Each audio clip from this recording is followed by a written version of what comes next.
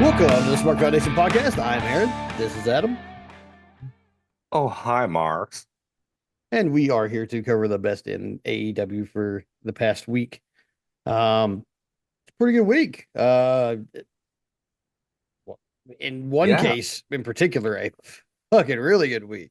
I Uh, think this. I think as much as last week was kind of an almost inevitable momentum cool down because you can only keep momentum going for so long mhm. before you just tire out. Nobody bats 1,000, right? Yeah. I mean, the As record's like much 83 weeks or something. as much as much as uh last week was a little kind of like, I'm out of breath. I need to recoup. I think they recouped.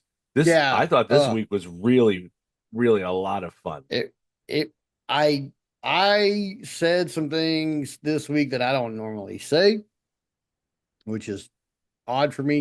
You'll see what I'm Yeah, talking you're about. pretty open about your opinions. So Yeah. Yeah, I definitely like really enjoyed some things that I normally really enjoyed. And I actually really disliked something that I thought I was going to really enjoy.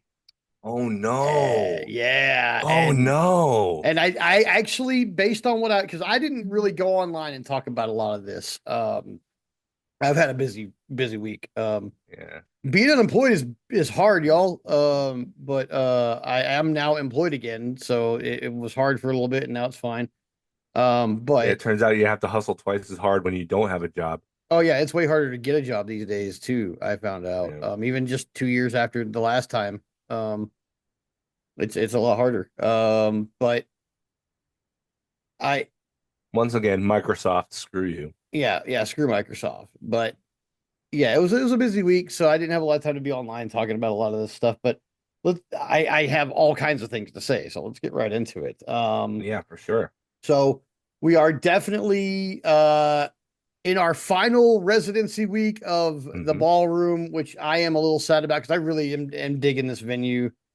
I Um, know. I kind of Although like the I setup, man. I will say that the major uh weakness of the venue was on full display this week, unfortunately. Yes. Yeah. That being, and I think maybe this is where you were disappointed, and I guess we'll find out in a few minutes. But the the major disappointment is that it's kind of a vacuum. When it is loud, it is super loud and it sounds amazing. Oh, but when it's And dead, when oh boy, my, God it's is it. painful, Oh boy, you can painful, tell. and that's nobody's fault. That's just the acoustics in the building. Oh, I don't know. I think this It's time somebody might have been at fault.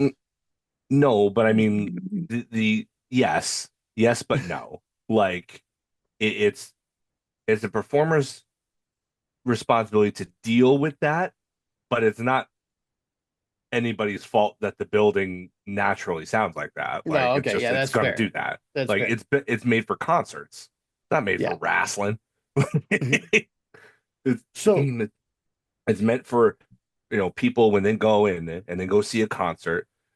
They want to hear everything that's going on. So when the music is playing, everybody can hear the music and everybody can have a good time. And then in between sets, when like the band is talking to you or whatever, and everybody shuts the hell up so they can hear it, the band can be still heard. Like that's yeah. the point of the acoustics being the way it is. Like, I mean, I'm no, sound technician or anything like that. Far from it. But even I mean, you don't have to be in order Well, to realize that that's what it was kind of designed for. in a theater house like that, you're supposed to be able to hear a pin drop.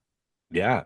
And Unfortunately, there were when no the pins to crowd is drop in quiet, certain you sure places. as fuck can. That's for sure. Yep.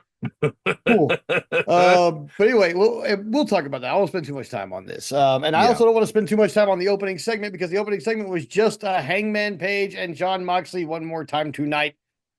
Okay. It was a pretty awesome video Yeah, package. but I'm it not wasn't mad at the anything we video didn't package. already.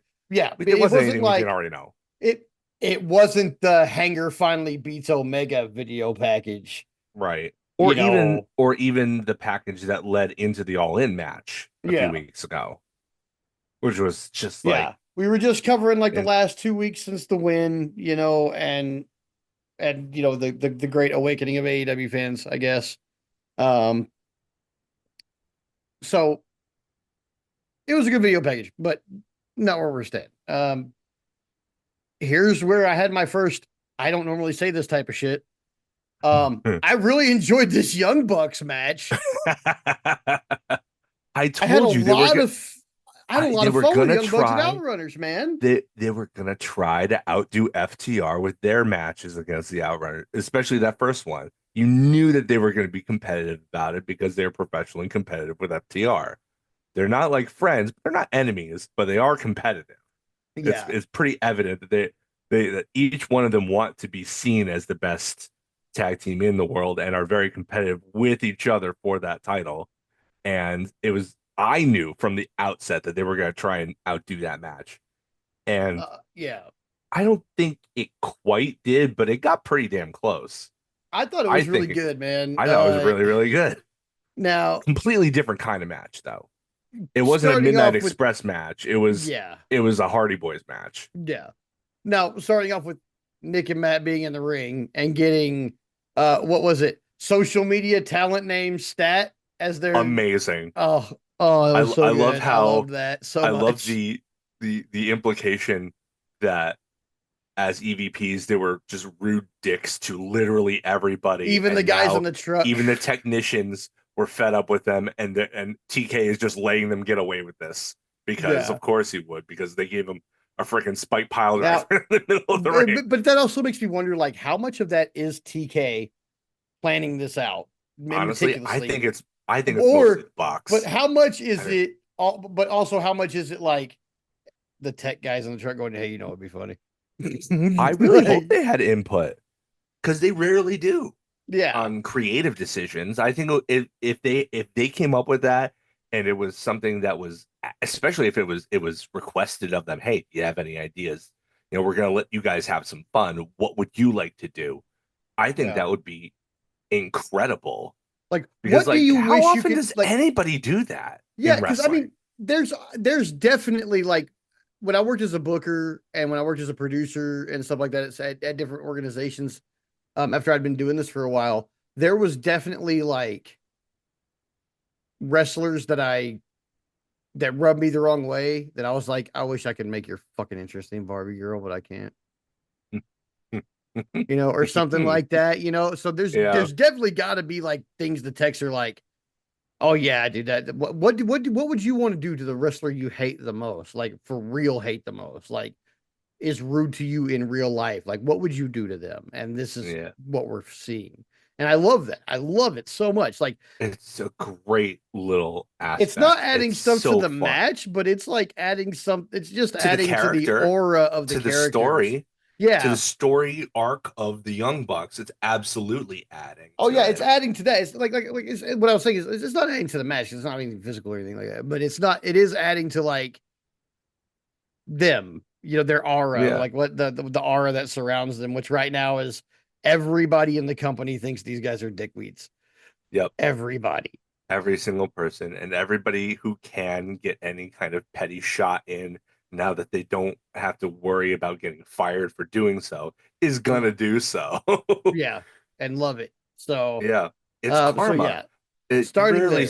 You rarely see karma enact itself in a wrestling storyline to this kind of degree. This is, Mhm. so far as I can tell, this is kind of a first for a wrestling angle and part of a storytelling aspect. And I'm really, really enjoying it. It's definitely got Young Bucks fingerprints all over it. This is definitely something that would be in BT. Mm. Absolutely. Like I hope that they inquired for input from the tech guys, but like I think the germ of the idea probably came from the Young Bucks themselves because this is the kind of goofball shenanigans that got up to on being the elite all the time. So like I think that this is really it's very much in character for them, and you can tell they're having a ball with it too. They even got the J Brown entrance. Yeah, The yeah, start, already in the the ring. I love that. already in the ring. The Outrunners got their full, well, not their full entrance. They didn't do the filter for some reason. Yeah, they didn't do the I was filter. very weirded out by that. but Yeah, they still got to be shown coming to the ring with their entrance and everything like that. But yeah, the Young Bucks, they got, as they would later call it in the show, preloaded into the ring, yeah, which I thought was yeah. hilarious. I thought that was hilarious too. Oh, So the so match good. itself was pretty great. I mean, Yeah. um, I like how everybody was, Matt and Nick couldn't lift up Turbo for a body slam because he was just too thick with muscle. yeah. Like, oh, The little only little thing, stuff. the only thing about this match that I was like, no, was how come every time somebody gets kicked in the balls, the referee is Rick Knox. And how come every time they do that, it's the same spot where they grab him and then kick Yeah, him backwards? it's It's that because same Rick. exact spot. It's like Rick only knows this one I spot, guys. I think it's just a running gag.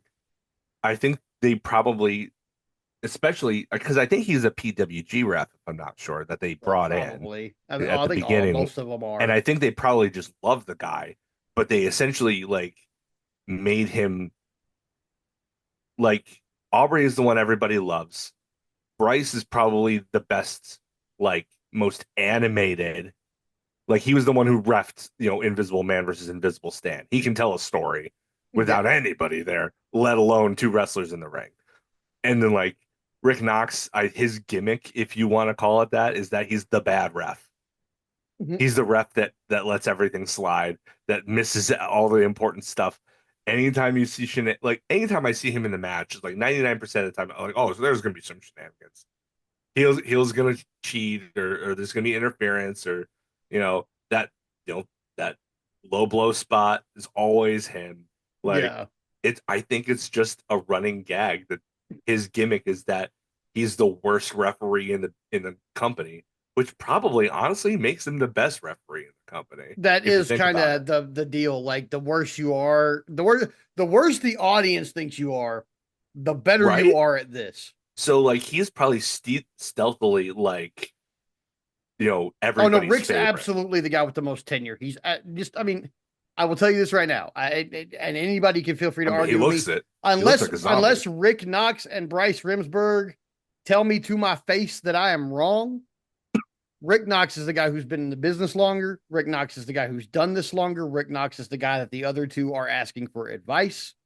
Yeah. I mean, You can he looks like he's tell 80. I've So been doing well, it's not even the age thing. I've been doing this like almost 20 years. Like I can tell like who's better at what. And like Aubrey, God bless her, I love Aubrey. I is think everybody loves Aubrey everybody as a person. loves Aubrey, but Aubrey's not, she's the bottom of the AEW referees as far as like refereeing talent. And that's not me knocking her at all. They're all really good. She's But also the God most bless her, she the misses some newest, I stuff that think. I'm just like, baby girl, like, please watch some old like, you know, Lil Nate videos or something, please. Like just something.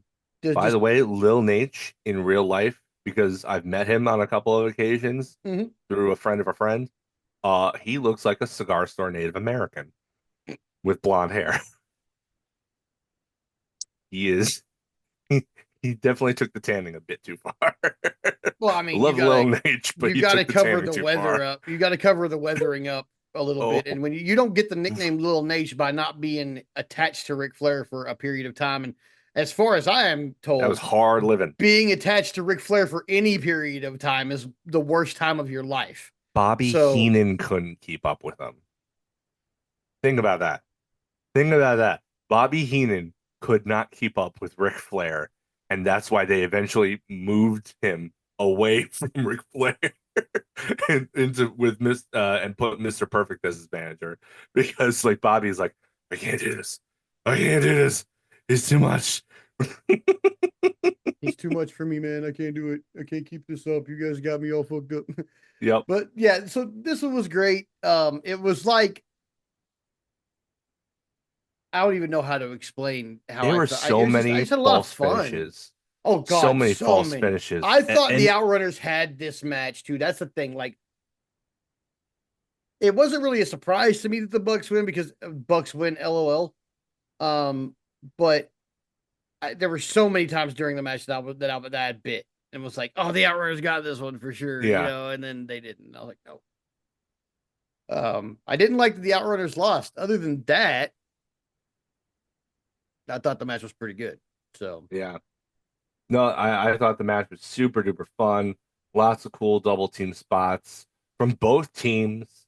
I mean, the Outrunners are, you know, they they've stalled a little bit in their booking in like in the spring, and mhm. now TK is inserting them back into programs, and they are absolutely maximizing their minutes. Like I think they really lost a lot of momentum, losing really wrestling the Hurt Syndicate because that match wasn't that great, and they Mhm. kind of lost some steam on that. But since then, they have really, really picked it up, and like they're gonna be champs. At Yeah. some point, they have to be champs. They're too over not to be, Yeah. and they're getting better in the ring. I can't believe they've been in this business for 50 years and they're still learning new stuff. Like it's crazy. Youngest men alive, baby. So the Bucks get the 1, 2, 3, of course, and after that, here comes Okada, Yep. With and his he new decides, music.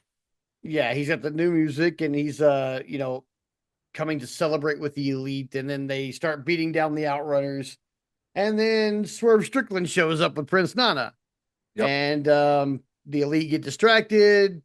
Outrunners kind of take advantage of that and start beating on the Bucks. That leaves Okada alone, or that they get rid of the Bucks, and then it's Swerve and the Outrunners like kind of ping ponging Okada around for a little bit. Which was a lot of fun and like a that's kind of a big deal spot for the Outrunners to be in. Yeah, Like they're sharing a ring with Okada and beating the crap out of him with Swerve, who's like the number 2 or 3 guy in the company. yeah, That's a good spot for them. yeah. That's a It is. great, great placement for them. And then So, yeah. yeah, Okada powders to go. Gets with the Bucks. Swerve decides that's not enough. We're not done here, and he Swerve stomps everybody off the top rope. And then just Because then just walks away. No yeah, bigs. Jesus Christ, this I guy mean, is is there like he's a dangerous, dangerous man, but Swerve Strickland just oozes cool, man. yeah, he Like does. that dude carries himself like a star. Yeah, he That's sure all there does. is to it. And Yeah, that's like half the battle. yeah, it is. It really is having that confidence. Um, After that, we had a commercial break. We come back. We've got Mark Briscoe sporting a whole different attitude. Look, if we're gonna make Mark Briscoe become the serious guy, At least for he this program. he has to beat MJF. I think eventually he will. I don't think it's going to happen the first time. I just he has to win this program. He has to win this. Like, please stop dangling the carrot and giving us one Mark Briscoe I win for could every 3 losses. I Like, could see. Well, we'll get there because that has yet to be booked. That match in question is yet to be booked. We'll get there in our review. yeah, But he's in this interview with Renee, and he's kind of serious, even though I mean he's still Mark Briscoe, but he's taking it down to like Jake the Snake levels of volume, saying yeah, quietly so that he can be heard and understood, and so that you know to take him seriously. And then in come Gates of Agony. ugh, Uh and like I love Gates of Agony. I think they look great next to Ricochet as his heavies. I think it's a really great natural pairing. Like mm-hmm. the singles title scene is so crowded right now towards the top. Like Ricochet shouldn't be going after the TNT title. Honestly, that's beneath him at this point. But the Yeah, unified title, world title scenes kind of crowded with other stuff that has been set up to this point. So yeah, moving him to the trios division, not an awful decision because that, mm, all the tag divisions really need boosting anyway. yeah, So pairing him with Gates of Agony actually makes a lot of sense. It puts GOA on TV every week. Awesome. Those guys have really, really hustled. mm-hmm. Great for them. Especially like Bishop Khan probably has the best physique on the entire roster. Like the dude looks like he looks He looks like like he a should be somebody's Nubian world god. champion. He looks like a god. Yes. Like come down from the mountain. He should be Uh somebody's world champion. That's how he Toa looks. Like, Leona, fuck. just another one, an amazing run of incredible athletic Samoan wrestlers. Like dude can freaking go. Love Toa Whoever Leona. whoever in WWE hires all the Samoans is looking at that guy with the lustiest eyes of all time. Yeah, Like, especially when they're looking at especially when they're looking at Tala Tonga yeah, and because all of the Tongans. because that Like guy looks like he could fight they're Jacob like Fatu and live. we he's like Uh, whoever's doing it is like we hired all these Tongans when we should have been hiring Samoans. Like who no did this? no offense to people of Tongan heritage or Haku. Please don't kill me, Haku. Yeah, But you don't want him to bite your please nose off. please don't. I will buy a car from you. But but it's like you're kind of missing the boat here. Also, side note, Tala Tonga, really? Because he's tall, really? I would have thought of that name if I was 8 and thought it There, was funny. when we were covering them on this show, there was 1,000 places he could have fit, and then they finally bring him out, and this is what we got. So, Yeah. It's not uh, bloodline. yeah, Um, anyway, yeah, but GOA and Ricochet shows up. Ricochet has a match with Briscoe tonight. Remember, yeah, what was it? Was it Revolution mm-hmm. or Double or Nothing? Whichever. I think it was Double or Nothing, wasn't it? I For think it the was Double or ambulance Nothing. They had match, the ambulance that match. was They called it a Revolution. stretcher match, but it was an ambulance match because they had That to was be rolled Revolution. into the ambulance. Whatever it was, they had that match, and Ricochet picked up the victory. Um, so there is history there. Uh, and Ricochet says he's going to repeat. Briscoe's been not so much. And then he focuses back on MJF. He looks back into he completely dismisses Ricochet and GOA to look back into the camera and focus back on MJF, which I enjoyed because it puts the emphasis on his focus. Mm-hmm. Where Mark Briscoe was known for his skill and known for his personality, but not really known from a character standpoint for his focus. So this new wrinkle to his character is important to put over. So I like that they handled it in such a fashion that it made it very obvious. Okay, this is something different. This is something important. This is something to pay attention to going forward. Yeah. So I thought this would really benefited Mark Briscoe, honestly. So, and I'm all for anything that benefits Mark Briscoe. After that, we had MJF Separately. separately from the Hurt Syndicate, um, and from Mark Briscoe. Um, he's by himself backstage. He's talking about how he's in the #1 movie in the world because he is. Because he's in Happy Gilmore too. He knocks on the Hurt Syndicate's locker room door and he gets Shelton Benjamin, just Shelton, who basically, tells him he doesn't really want him around. MJF's like, but I gave you this Rolex. Shelton Benjamin's like, you don't think I know a Timu watch when I see one? Like, here, take your piece of shit watch. This was the most that Shelton Benjamin's been allowed to speak, and I thought he knocked it out of the park. Yeah, he sure I did. thought he did really well. Yeah, he did. He did really good, looking like a serious dude who should be taken serious. So, wasn't much to it other than that. We're gonna see MJF a couple of times over the year. Yeah. So It did settle the confusion of last week though, and in that MJF is now officially out of the Hurt Syndicate. yeah, I as much as I enjoyed Shelton's work here, I kind of hated the idea of this segment. Um, they're the Hurt Syndicate. I don't care if MVP stuck his neck out like they said he did. If you're getting kicked out of the Hurt Syndicate, you should get hurt. I don't Like think we're done with that yet. plain So, and simple. They should have beaten the tar out of him. well, I think that's gonna happen. I mean, I hope it does because it Yeah. doesn't make sense for their characters otherwise. Yeah. Like, I mean, I honestly like, I hope it's not over simply from the fact that like this was a really, really anticlimactic way to end his association with them. It's like, really? That's it? All this for months, courting them and going through hoops and giving away cars and watches and, you know, leaning on some unfortunately outdated tropes and, all this for what? You get a contract and then 2 weeks later you're out? What? Like he could have won that contract without their help. The Hurt Syndicate didn't help him win the contract. No. They didn't get involved in that in the gauntlet match at all. So it's No. not like that was a necessary part of him winning the contract and this part of the story. So what was the point of all of it No if idea. there's not more? So I hope and I have faith that there is more to this. Hmm. If anything has if there's anything I've learned about AEW is that wait and see is powerful in this company. Yeah.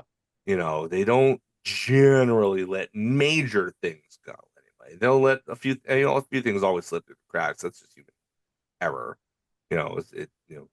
But huge, you know, uh, encapsulating storylines like this, they don't just drop unless there's like an injury or something like that, and they kind of have to. And even then, they usually pick it back right back up when that person comes back from injury.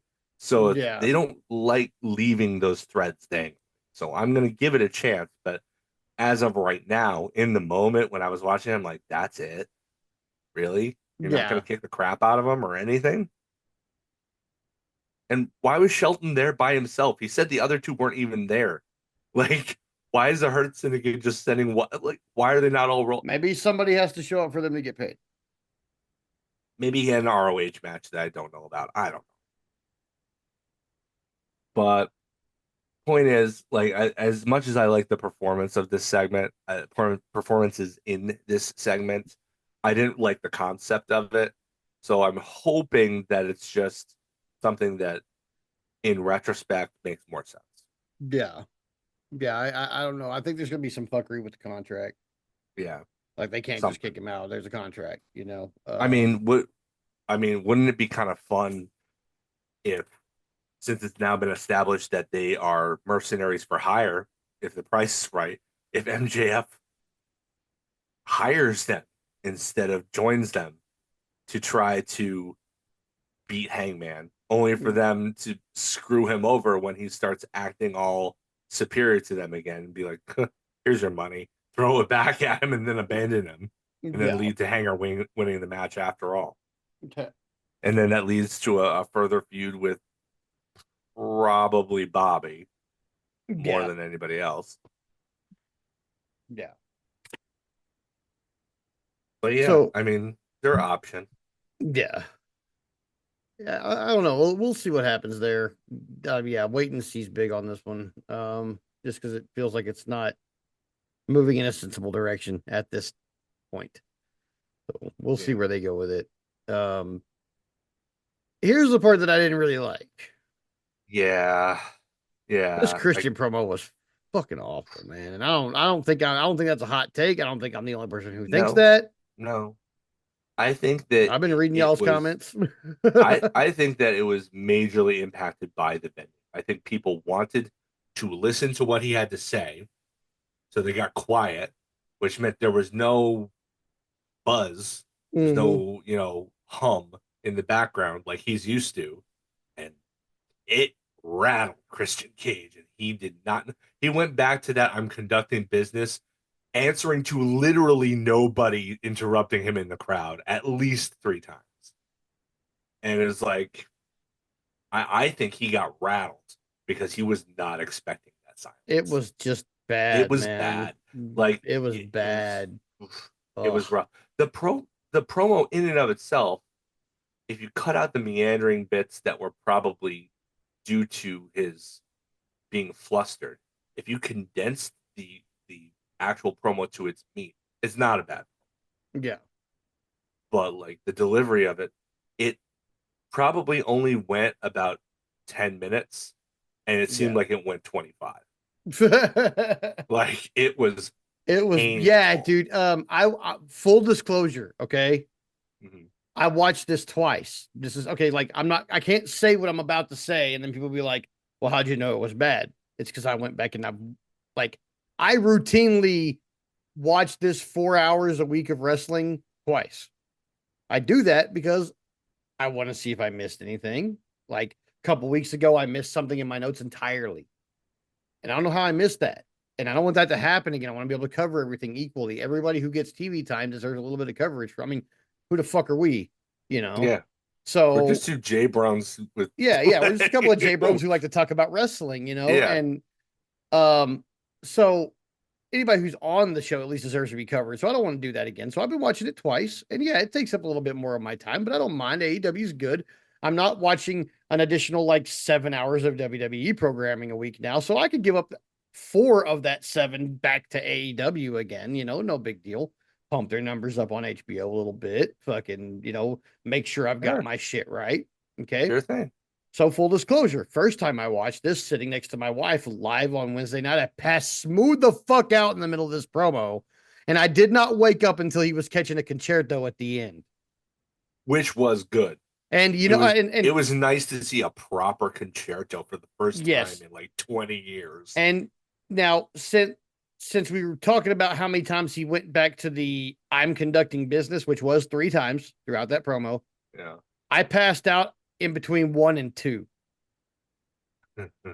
which was actually fairly early in that promo, but Yeah. it was still, even when I was awake, cup of coffee in hand, having a nice sativa, enjoying my day, super awake, ready to do like some creative shit after I get done watching wrestling. This shit was like painful to sit through. It It was was really bad. It was uncomfortable. like watching a sixth grade theater class like tackle fucking Macbeth. It was Yeah. just painful to sit through and awkward. And It was yeah, I think that's the main point is that it was awkward. It was uncomfortable. yeah, it was really uncomfortable. Yeah, like I felt bad for Christian Cage watching it Like because you could tell, like, you need the to only go reason somewhere that with this. I feel like the only reason that the crowd started out silent was because they wanted to Oh, hear what he had to they say. genuinely wanted to hear what I genuinely wanted to Me hear what he too. had to say. And We then it haven't seen him, so increasingly it's became ugh. yeah. He was told go find yourself, and we hadn't heard from him. In And three so weeks. I Yeah. wanted, yeah, 3 weeks. I wanted to hear what he said. I wanted to know what was going on. I wanted way more than what we got. Yeah. I And mean, I think it was painful. what I will say is I think it made sense that he wouldn't just change overnight, you know, Yeah, like he started out by saying, my I'm name an is Christian asshole. Cage. Yeah.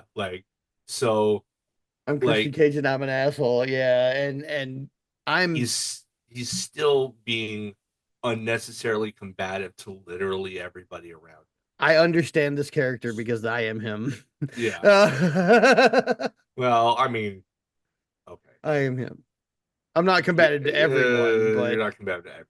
but I Also, am. I think he could probably stand chill a little bit more Yeah. on his own.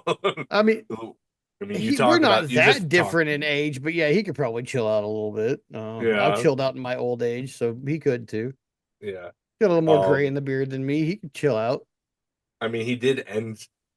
I mean, he did end on a classic line, classic Christian Cage line. You already have one dead father, and now you have a father that is dead to you as I disown you. Yeah, So he disowned them, both and Nick and Kip, yeah, this is where I went from I don't like this back to I like this again yeah. because It's all Christian that Cage crap in just the middle. yeah, his promo was terrible. He did, but then he disowns the kids, and he's making his way back up the ramp, and where he The other good thing about the promo, I think it should be noted that he did also point out very correctly that Copeland telling him to go find himself is a little because like look at all the things that Edge has done in his career. Like he made kind of a career of being an opportunist and Wasn't he the ultimate doing terrible, opportunist? Wasn't that his doing thing? like The ultimate opportunist? and Like, taking advantage of people and like I mean for God's sake he married Vicky Guerrero so that he wouldn't have to defend the title as often. Like yeah, he did do that. I he forgot he absolutely did did that. that. Oh god, I put Yeah. that.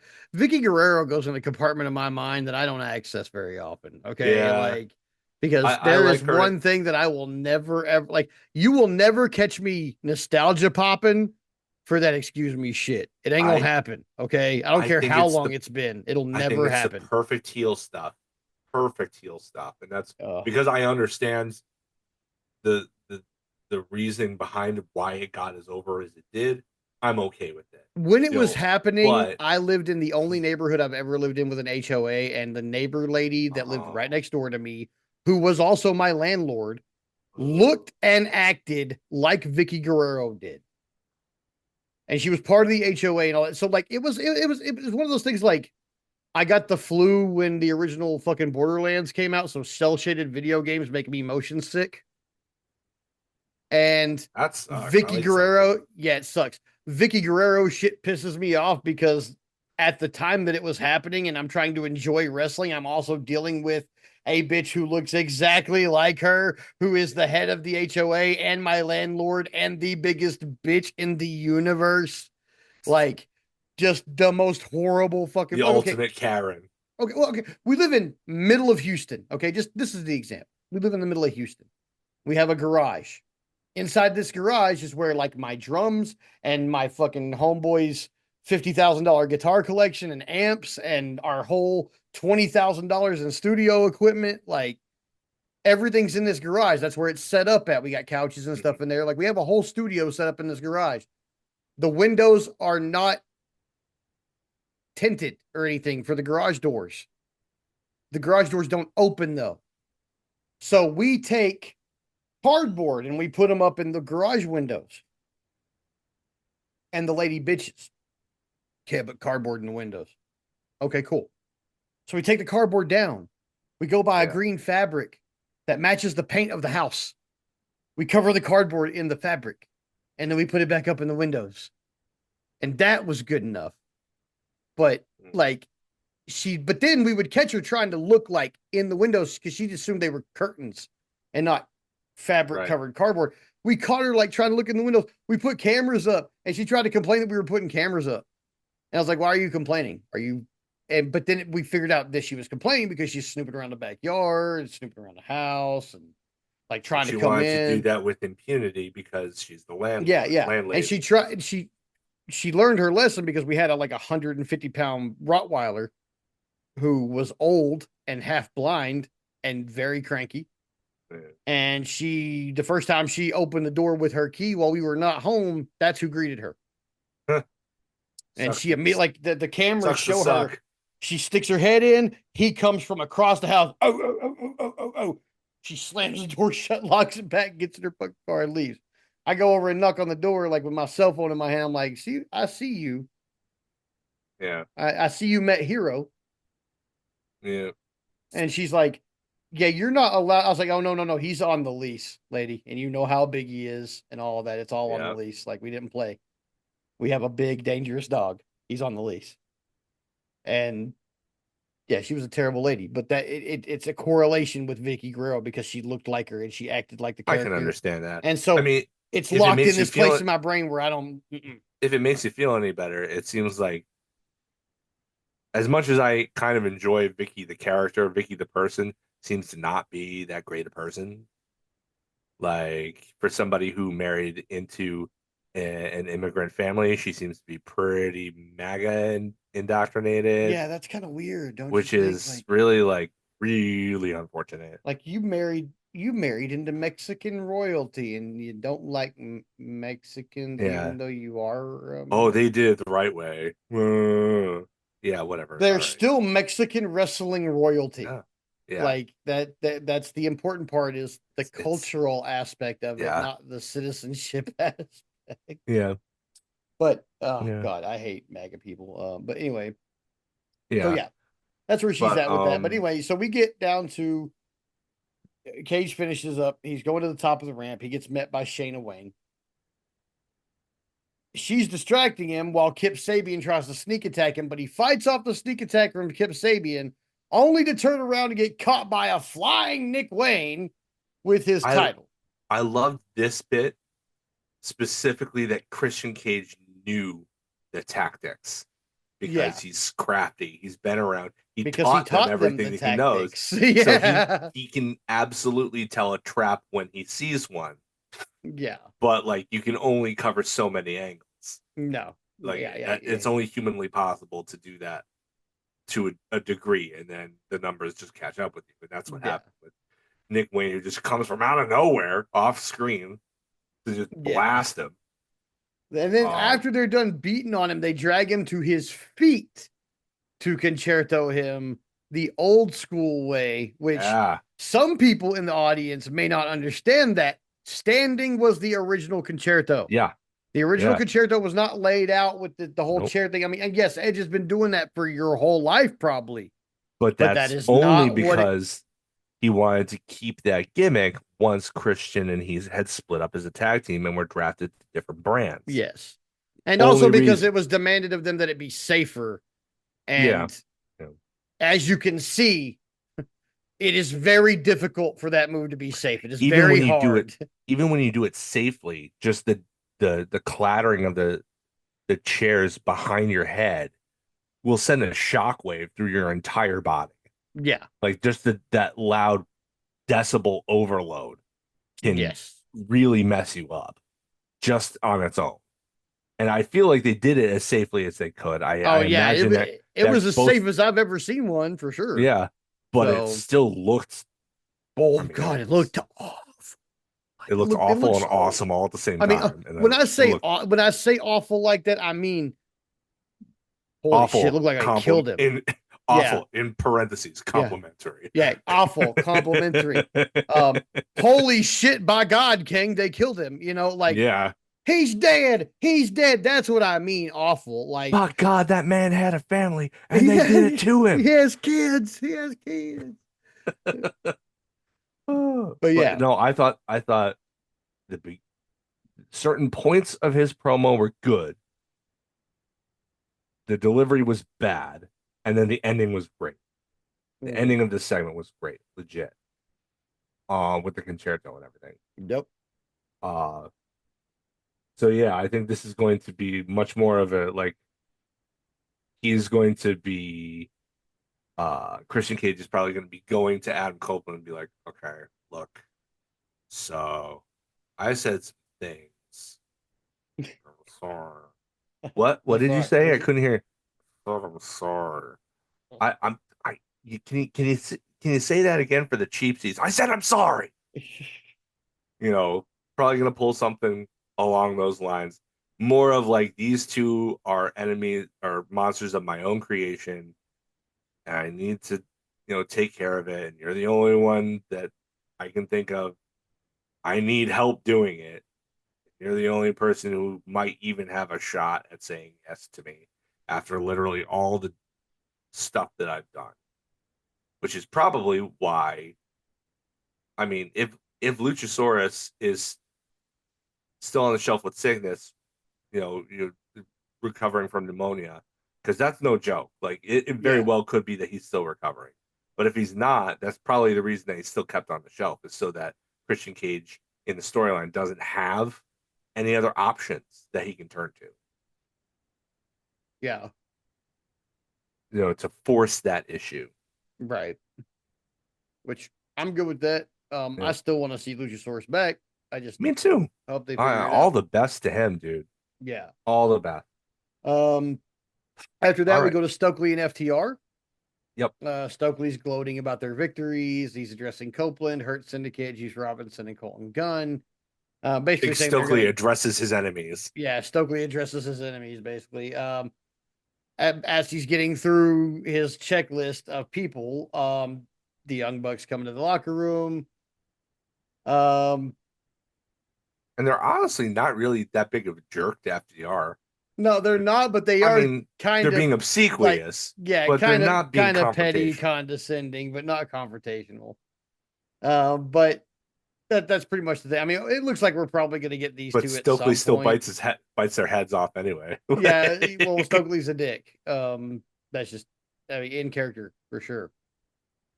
And then Lex, wasn't this the thing where Lexi was like, "Weren't you injured?" Or was that last week? No, that was last week, I That think. was last week. Yeah. Okay. So then, Because he fakes them out. He's like, "Ah," to the Bucks, yeah, and Bucks are then they like, "What the walk away, hell?" and the Bucks are like, "Rude." Yeah. Then surprise me, they have the world championship match right in the middle of the show. Yeah, I mean, I get why they What? did it for sure because they want to move on. They want to put this to bed and move on with stories. I get that. It was weird though. It was really weird having a world title match and it not be the main event. Yeah, yeah. Very strange. That said, the match was baller. Oh god, Like it was this really is good. so Yeah, good. And you know what the best part about it was? Like ever since winning the belt, Hangman has adapted his presentation of how he goes about his matches.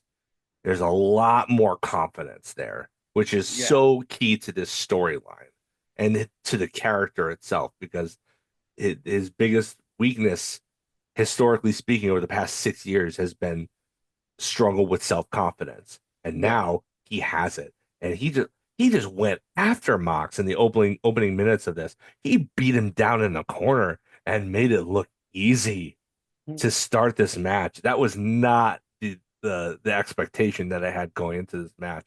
And it did just kind of took it from there. Like it looked for a good few minutes that like it was such a drubbing that to the outside observer who didn't have any context for any of this, if they were just looking at this with brand new eyes, be like, what's that scrub Moxley doing in a match with Hangman Page? He doesn't look like a world title challenger because he was getting drubbed. He was getting Yeah. beaten pillar to post by Yes, he Hangman was. Page until they went to the outside. And like it was, and it went back and forth, and it was, there was the pile driver, there were a couple of pile drivers. That there were three pile drivers in this match from Moxley to Page. The first one was on the steps, and oof, it looked rough. And Yeah. then Moxley looks right in the camera, and he's like, "That's it, that's done." And then later on, he pile drives him again on the apron, which, as we all know, is the second hardest part of the ring. Hmm. Second hardest. Ring posts count as part of the ring, and there's nothing that you can do to convince me that a solid metal ring post is not harder than the apron. Sorry, not sorry. Can't Respect to bump on the Simon. ring. You can't bump onto the Respect. ring post. Uh, I beg to differ. I've seen people do it, not comfortably, but I mean, I've seen people bleed hard way from it. I've seen Well, I mean, people. that's different. The hard way bleeding is different from taking a back bump on it. You know, you can't Oh take a yeah, I back bump mean, on top of post. I've seen people take it to the forehead. I've seen people uh land right on it when they were looking to land on the actual uh, the steel rod that connects the post to the turnbuckle. That was That is not actually the fun. turnbuckle. Okay. The steel Well, rod in between is actually the turnbuckle. they fell on the turnbuckle, or they were looking to do that and slipped and fell, and uh, let's just say they got an unforeseen suppository that Oh day. God. It was awful, but like you're not gonna get that with the apron. uh, but and then the third one was a cradle pile driver in the ring. And like just like really, really, really focused on his head for some reason. Not really Yeah. sure why, but like I mean, you pick what is it, basic ring psychology 101 is pick a body part and go for it, right? Mhm. Uh, I I had a I found out something today as I was online on Blue Sky. I found out about a story I'd never heard of before. When Kenny Omega was in OVW, he was in the WWE system for a very, very short period of time. And I guess Bill DeMott was running OVW at the time, or he was one of the trainers or whatever. That Yeah. bastard, that right bastard. and uh I guess he told Omega to not do any of his cool moves, just pick a body part and work it. So he worked a practice match with somebody, and the body part he worked over for the entire match was the dude's butt, and he won it with from a he won the match with a second rope atomic drop, just to show you how limited and that view of ring psychology really is, and how you can just kind of subvert anything if you really put your mind to it. Yeah.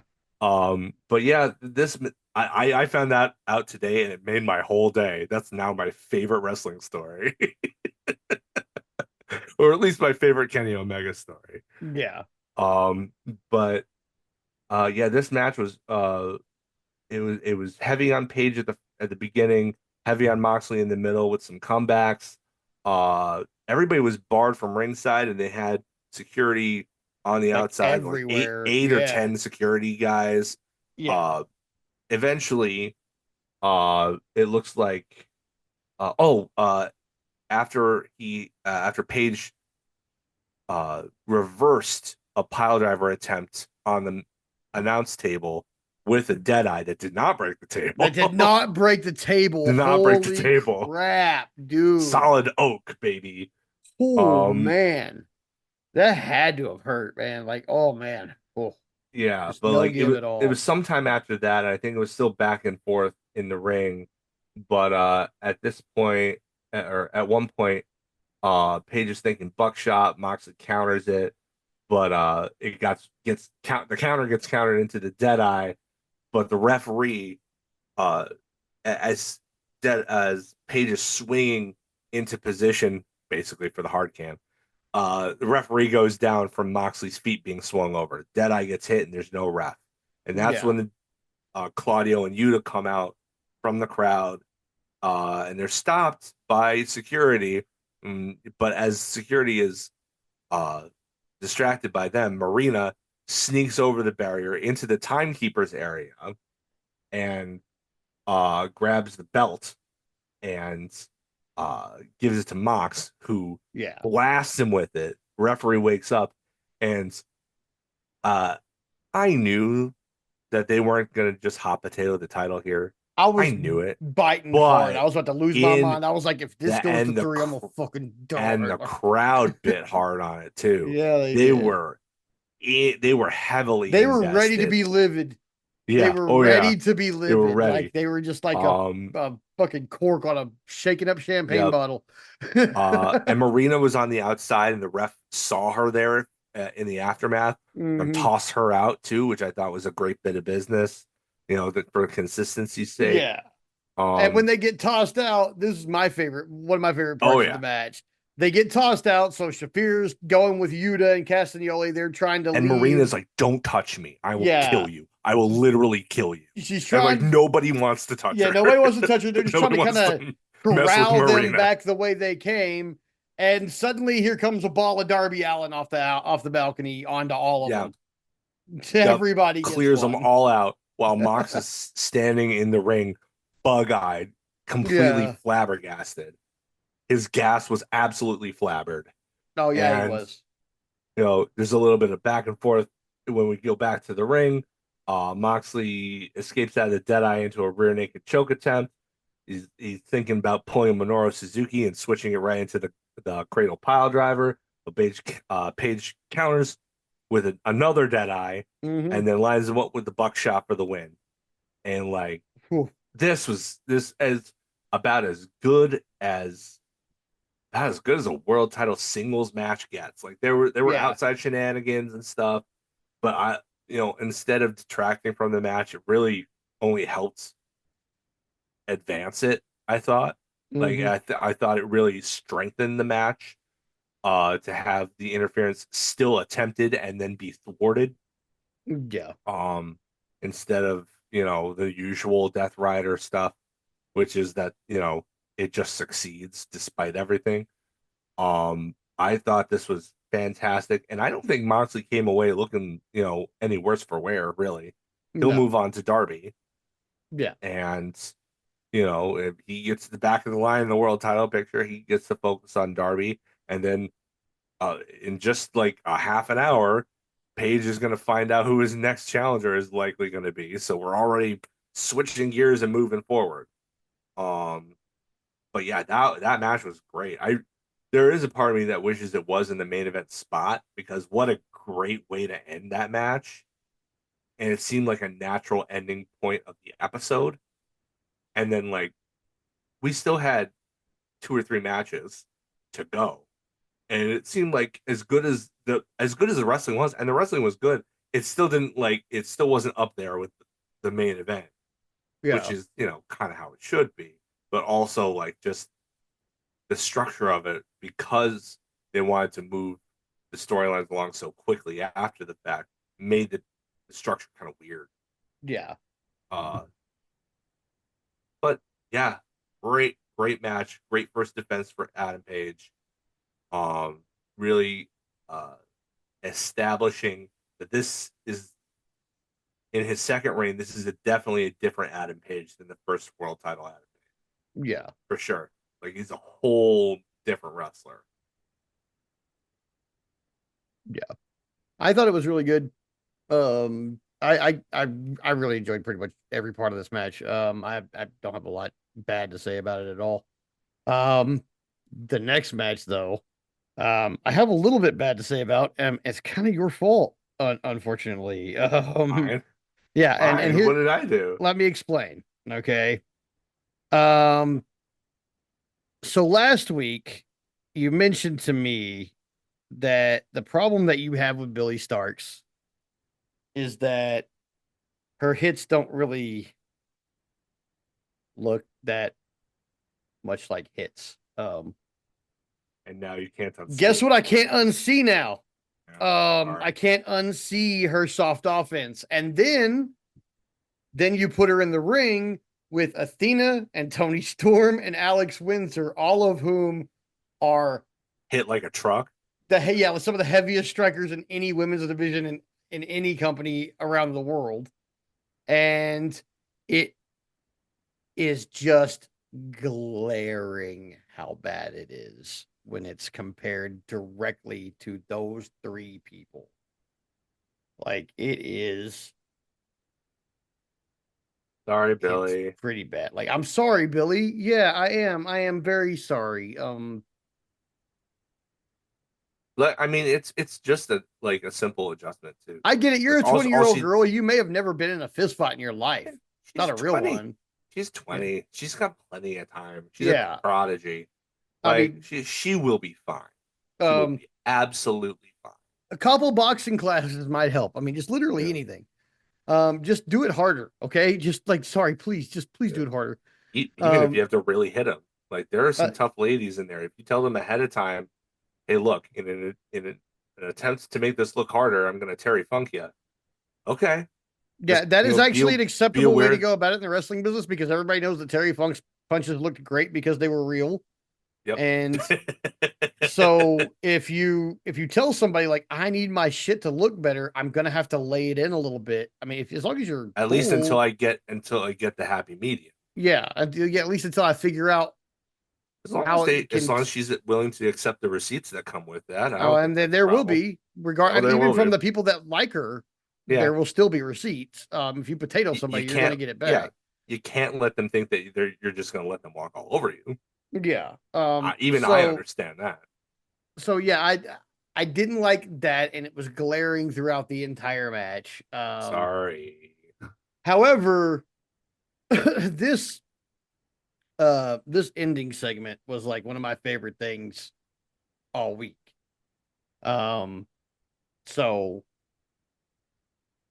Yeah, that Tony blind tag Storm, took me out. yeah, I didn't see it I didn't see the blind initially. tag either. So Ah, it was so this, good.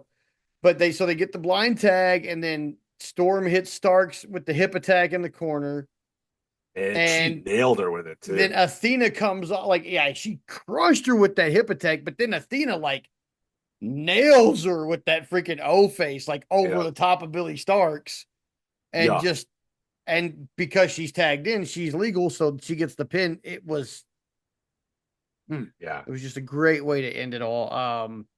Yeah, unfortunately for Starks, Also, it was before just kind of then, the low point. you had the little spot where Athena, or not Athena, Alex and Tony like tango into the corner to kick Starks in the face. Oh yeah. I was cackling at that.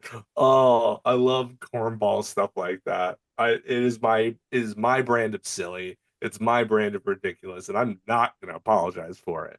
It's Yeah. exactly the brand of silliness that I'm looking for in my wrestling on occasion. It's why I love Tony so much. Yeah. She busted up the Mongolian chops, which I thought was Always wild. adding something new by adding something old. Yeah, yeah. You know? I mean, and moves that are favorites. Some Mongolian chops, Texas cloverleaf, like Tony Storm. What can you not do? And have you been reading my old defense shit? Um, um, so great match, but of course, Athena and Billy starts to catch the win. We'll talk more about this when we get to Athena's promo on Collision. Yeah, because she explains certain things. Yeah, and leaves me with questions. But we'll get there. Um, so then we have Renee Paquette backstage with Hangman Adam Page. But before Hangman can say anything, it's always before Hangman can even say anything. Yeah. MJF shows up. It's That's like what egomaniacs do, man. it's like MJF knows Hangman's having a promo. He's like, I can sense it somewhere in the building. I'm gonna go interrupt it. It's hanger. It's like when my wife's getting dressed and I show up in the bedroom. I'm like, I can sense it. So he like shows up, talking shit. He's like, of course, he talks about how he's gonna, get to Hangman without executing his contract and all that. And Hangman says, there's a long line of people who deserve a title shot ahead of you, including somebody that I really respect, and that's Mark Briscoe. So, one, Mark Briscoe is owed a title shot now, I think, which fucking cool. Even if it's not against Hanger. Two, I need Mark Briscoe to beat MJF in this thing, man. Like and this is kind of making it happen. Like now he's like, now you have to fight Mark Briscoe if you want a title shot. All right. Yeah. Now that's definitely gonna happen, Yeah. so but then he says, that's and more stuff that establishes Hangman's character update too, yeah. because he doesn't take the bait. He doesn't take MJF's bait. Where if this was 3 years ago during his initial tower, he absolutely would have taken it. Oh yeah, he would have taken it. But Absolutely. he But doesn't he's take the like, bait. Then he calls MJF a coward, and MJF tries to puff back up. And he's like, I don't see yeah, the Hurt Syndicate, so what's stopping me from beating your ass right now? yeah, At which point MJF just kind of shrinks. He's like, oh, because that's what bullies do. yeah. He takes his Stand up to contract and he bullies. leaves. Yeah. So, but yeah, I mean, we're eventually going to get MJF and Hangman right now. Although, Oh, absolutely. if anybody who doesn't know or isn't following, um, it looks like MJF is Mystico's path to a championship because he went back to Arena Mexico and fought for the CMLL Light Heavyweight Championship and won. Yep. Which was very poorly received. I have not heard reports on whether or not he got attacked this time, but it was Hope he not didn't. well received. Part of me hopes he did because that's good heat. But most of me hopes he didn't because I want him to be safe. But it looks like Like, we're gonna. I mean, before MJF takes an L to Mark Briscoe or Hangman, it looks like he's going to be taking an L to Mystico. How that's going to work out, if it's going to be played out anywhere on AEW television, to be seen. Is MJF even going to show up with his CMLL Light Heavyweight Championship? I would imagine he would. You have to think probably Forbidden Door would be the perfect backdrop for that. You would think, right? They made it very clear on commentary that it wasn't just New Japan. It was like anybody who wants to step up from anywhere. But is the thing welcome. is, having Mystico win a title that might be his last one in London. I don't know. That just doesn't make sense to me for some reason. Well, I So mean, we'll see. let me remind you that I think that this is not going to be their first match or their last match. MJF lost their first encounter via disqualification. I feel like he puts the light heavyweight title on the line and wins through chicanery for the second one. And then they have, I didn't know there was going to be a title on the line. So it'll probably be the belt instead of a lucha de puesta. But Yeah, like I thought it was going to be hair versus mask. Maybe they'll go title versus mask so that they can move the title. Mystico doesn't have to unmask, and MJF can keep his hair. I yeah. mean, he's probably spent a lot of money on hair. Oh, you know he has. So You know he has. I don't think he's. I think he'd be willing to do it, but I don't think he's in any rush to shave his head. No. Uh, so maybe winning the belt is a way to do a lucha del puesta without putting his hair on the line instead of put the mask and the title will be on the line for in Arena Mexico, Yeah. most likely on whatever big supercard they have after that.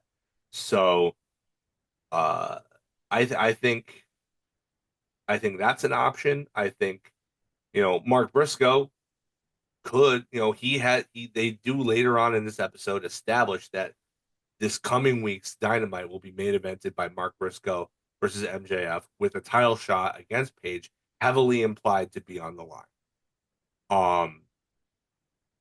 It could be that MJF wins, but I kind of doubt it. If Mystico is his route for now, especially if they're coming at Forbidden Door, which would be thematically speaking the best place for that second match. Being an AEW versus the world's type show.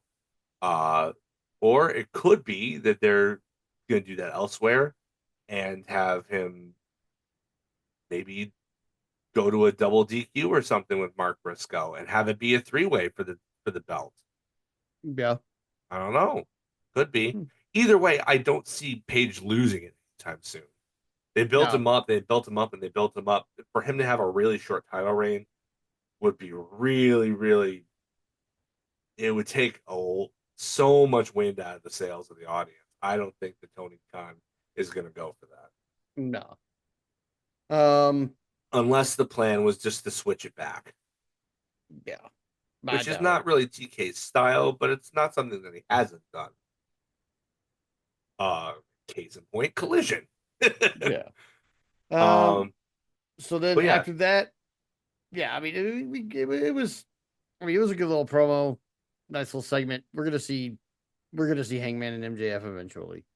yeah, After that, we got Willow, who we all stand around here. We love Willow. absolutely. But she wants a piece of Tekla, and she's basically made got with Tony Khan and made that match official for Collision. So we'll talk more about that on Collision. Yeah, Um, then we got to our main event, and we got Mark Briscoe and Ricochet. And holy crap, if Mark Briscoe didn't do exactly what he said he was going to do and beat the shit out of Ricochet, he like, sure did. yeah. He sure did. Oh Like man, the way, like if we're buying into the fiction of how this match was going, there was no way that Ricochet even had a chance in this match with the way Briscoe was laying into him and how he was feeling, if not for GOA getting in the middle of it and yeah, allowing him to kind of catch up. Like yeah, the story was that if they didn't show up, Ricochet wasn't gonna get squashed, but it was gonna be close to it. Like it was Briscoe beat the brakes off for like the first third to half of this match. yeah. um but yeah, eventually though, you know, now like he fights off the outside interference. He does the baby face thing. Uh, you know, Gio is constantly interfering, but Oh, they were all over this eventually, match. yeah, they were all over this match. Ricochet hits a vertigo, but only for a really, really close 2 count. And at that point, Gates of Agony get it involved for like the third or fourth time. And Brody King and Bandito, who are their opponents on Collision, in the tournament, in the first round of the tournament, they finally have enough. They come in, they brawl back, um, and was a pump kick by Ricochet, super kick. I think there was an enziguri in there, but then all of that is just completely undone by enormous lariat. Oh, that lariat, Briscoe dude. that just took his face right off Oh god, he turned his and face around plastered it to the backwards. back of his head. He And turned his then whole ball cap around backwards, but we can't tell the difference because bald. nah, because Uh, he bald. yeah. Uh, bald derogatory. Um, uh, J Driller 1, 2, 3. Like he was trying for the J Driller the whole match. He was. This is a bet. His whole story with MJF is this is about Jay, so it makes sense that he keeps going for the J Driller to finish off Yeah. his opponents. He gets it 1, 2, 3. Uh, this was great. I mean, it wasn't as good as the title match, but this was good. These two have really kind of surprising chemistry.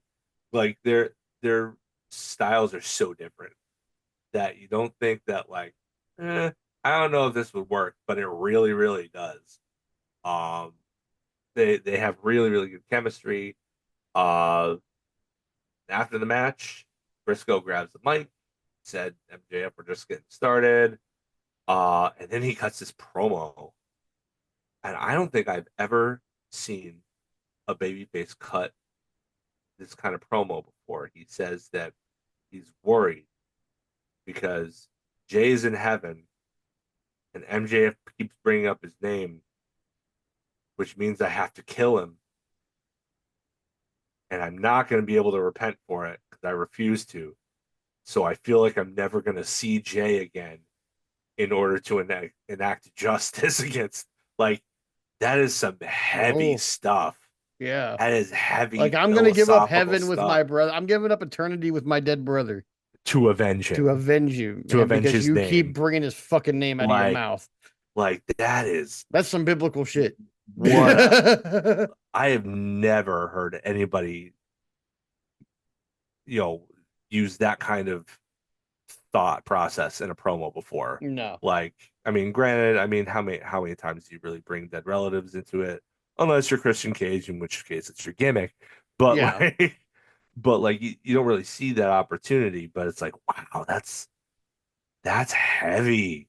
That Yeah. is complex. And it's like people sleep on Mark because he looks like he does and he speaks like he does.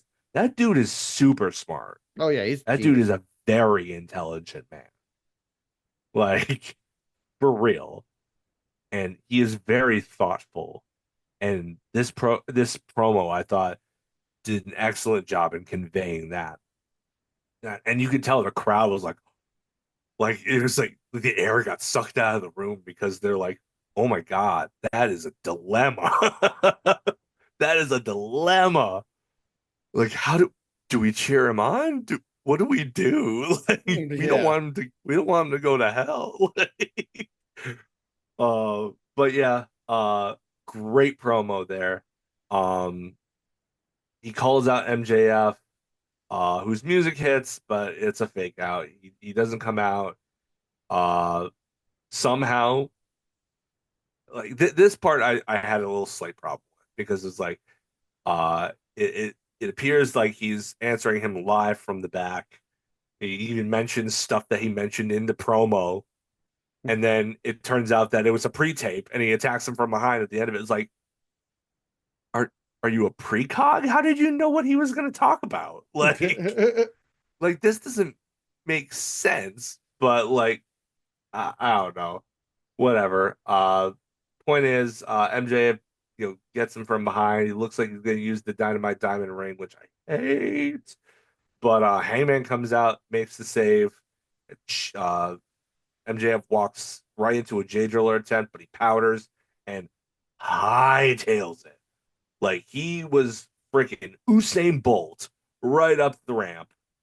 Not exactly doing himself any favors regarding the coward allegations levied against him. Um, and that's pretty much how it ends. And I thought, all in all, couple of weird things in there aside, I thought it was a great Dynamite. Yeah, I thought it was too. Yeah. Other than the Billy Starks thing and the really bad Christian promo, everything else was pretty spot on. Really good stuff. I had a good time with it this week. Definitely a kind of a 180 from last week where I was just having a lot of trouble just watching like post all in. Um, We're back, baby. yeah. With that said, let's get on to Collision where we had another Wednesday Thursday collision. But this time because um the other place had their summer slang or something like that. Summerfest. Yeah, Summerfest or whatever, 20,000 people at the Silver Dome or whatever. Brother. So anyway, before we get to Collision, we got to remember that it was Thursday. So congratulations, Hulk Hogan, 1 week of not being a racist. Um, Yay, you get a pin. and anyway, so we started out with Tony Schiavone and Nigel, as we always start out with on Collision, and as they're It's the welcoming us, last day in the yeah, Aragon Ballroom. last day in the Aragon Ballroom.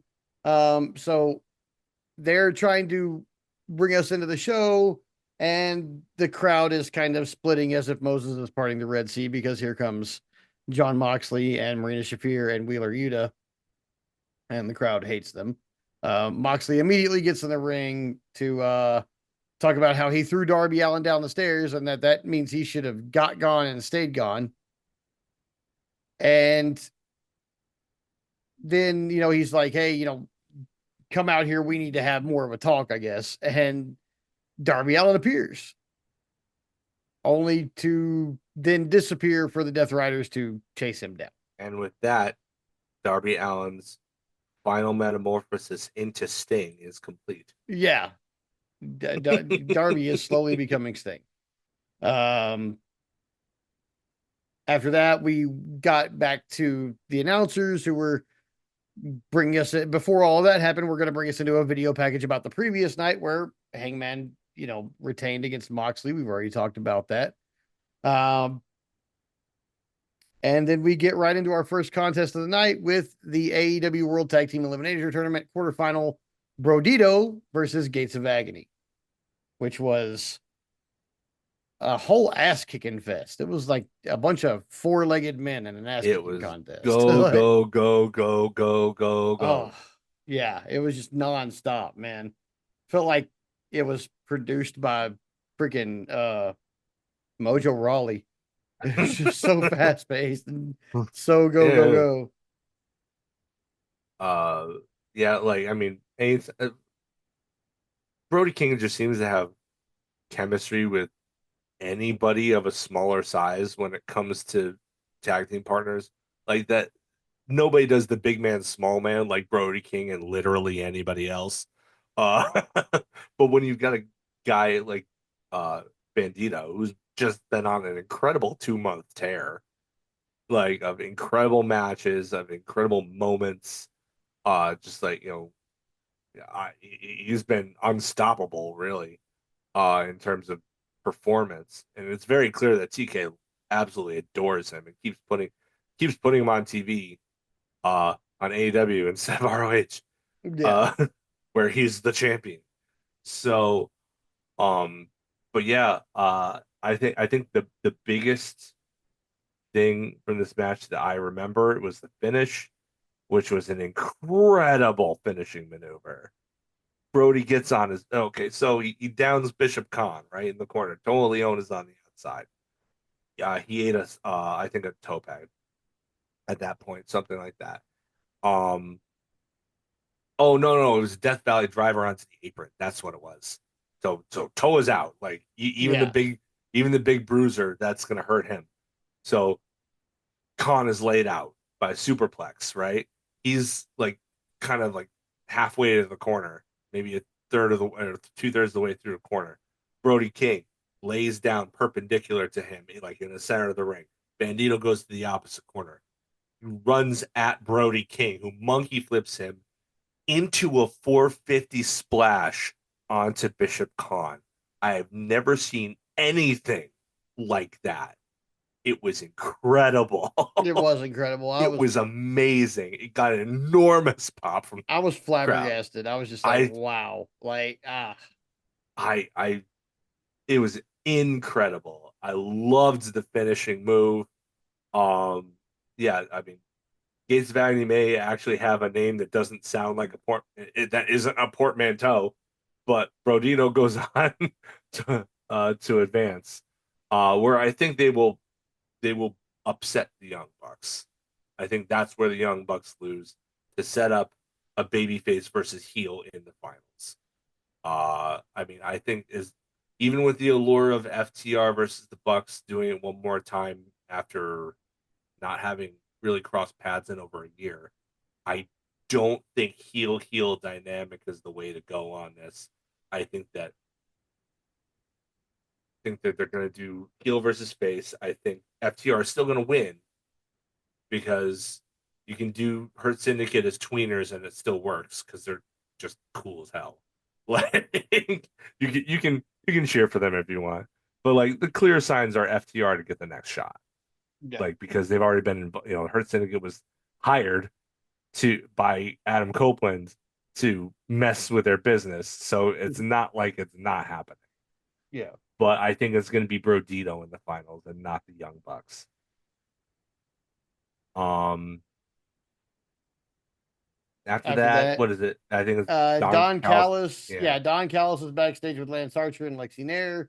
They're talking about the TNT Championship Chicago Street Fight that's coming up later this evening, and they're interrupted by Shane Taylor, who's looking for his money.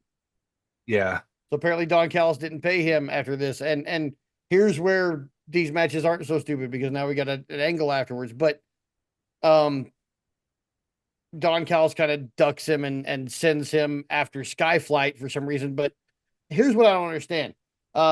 They portray Shane Taylor as a smart man. So yeah, and why a would he bad go man. why would he go chasing Skyflight for money that Don Callis owes him? I mean, that he sure looked on TV like he wasn't afraid of Lance Archer. So why isn't he just still demanding his money? Well, he may not be afraid of Lance Archer, but Shane Taylor Promotions is about 50% of the size of the Don Callis family at this point. They don't have the numbers. And they like to come from all corners. So you don't really know. It may just be Lance Archer there with Don Callis. It may be him and Echecero and RPG Vice around the corner. And, you never really know. And So I think it's more of caution than well, anything else something else I because, need to ask though that has yeah, to be asked because I am not going to be I can't be the first person to have noticed it, and I'm sure someone else is going to ask eventually. that being. How come there are no African American wrestlers in Don Callis family, and how come for the last 2 months all he's done is fight African American? Huh. Swerve, Shane Taylor Uh, Promotions, now Skyflight. It's like he's been yeah, specifically targeting African American groups yeah. and people, and Well, and even screwed over Will Hobbs. So it goes even further. he is a bastard.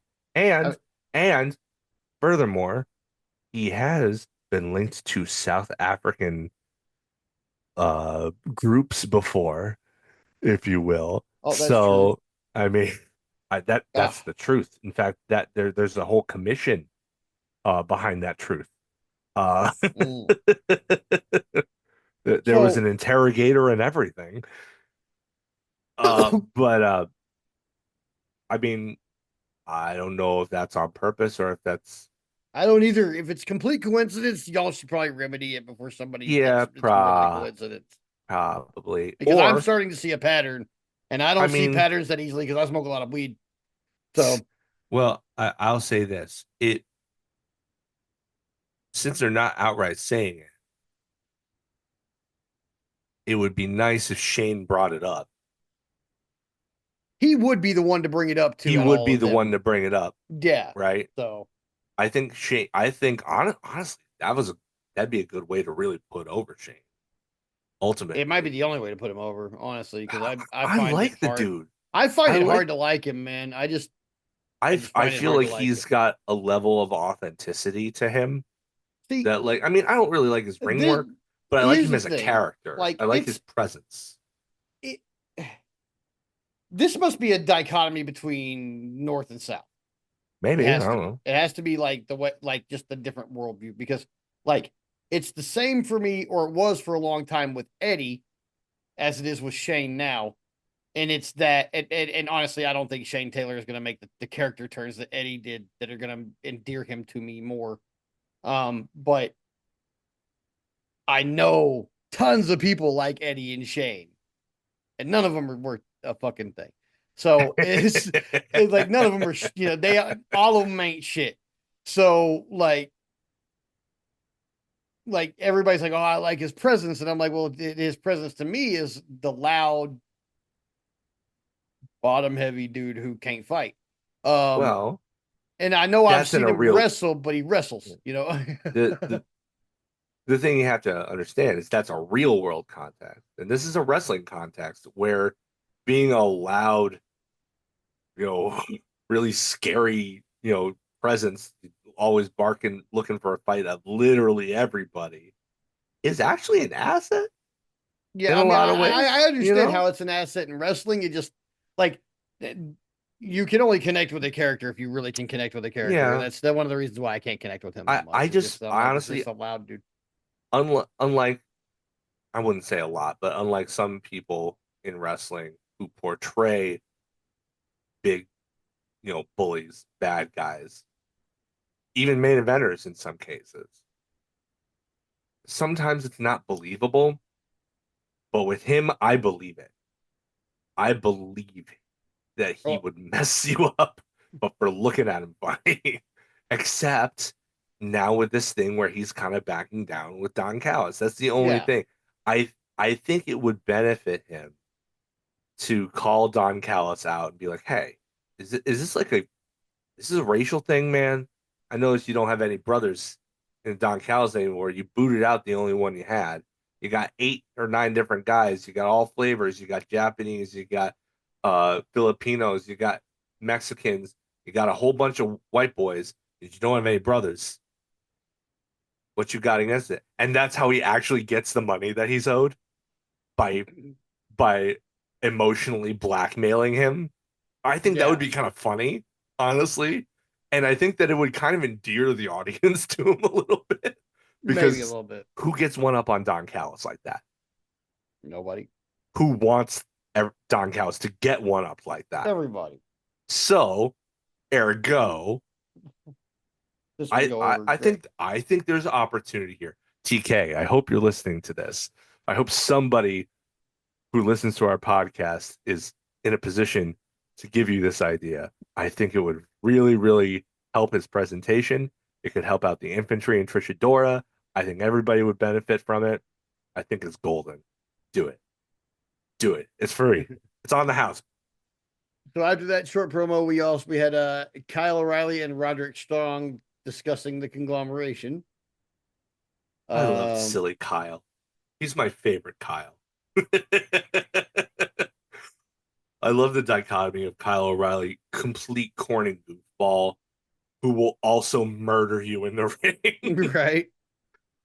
It's Like, like, there's just this era of, like, he doesn't care what other people think about him, and he's just genuinely, honestly himself.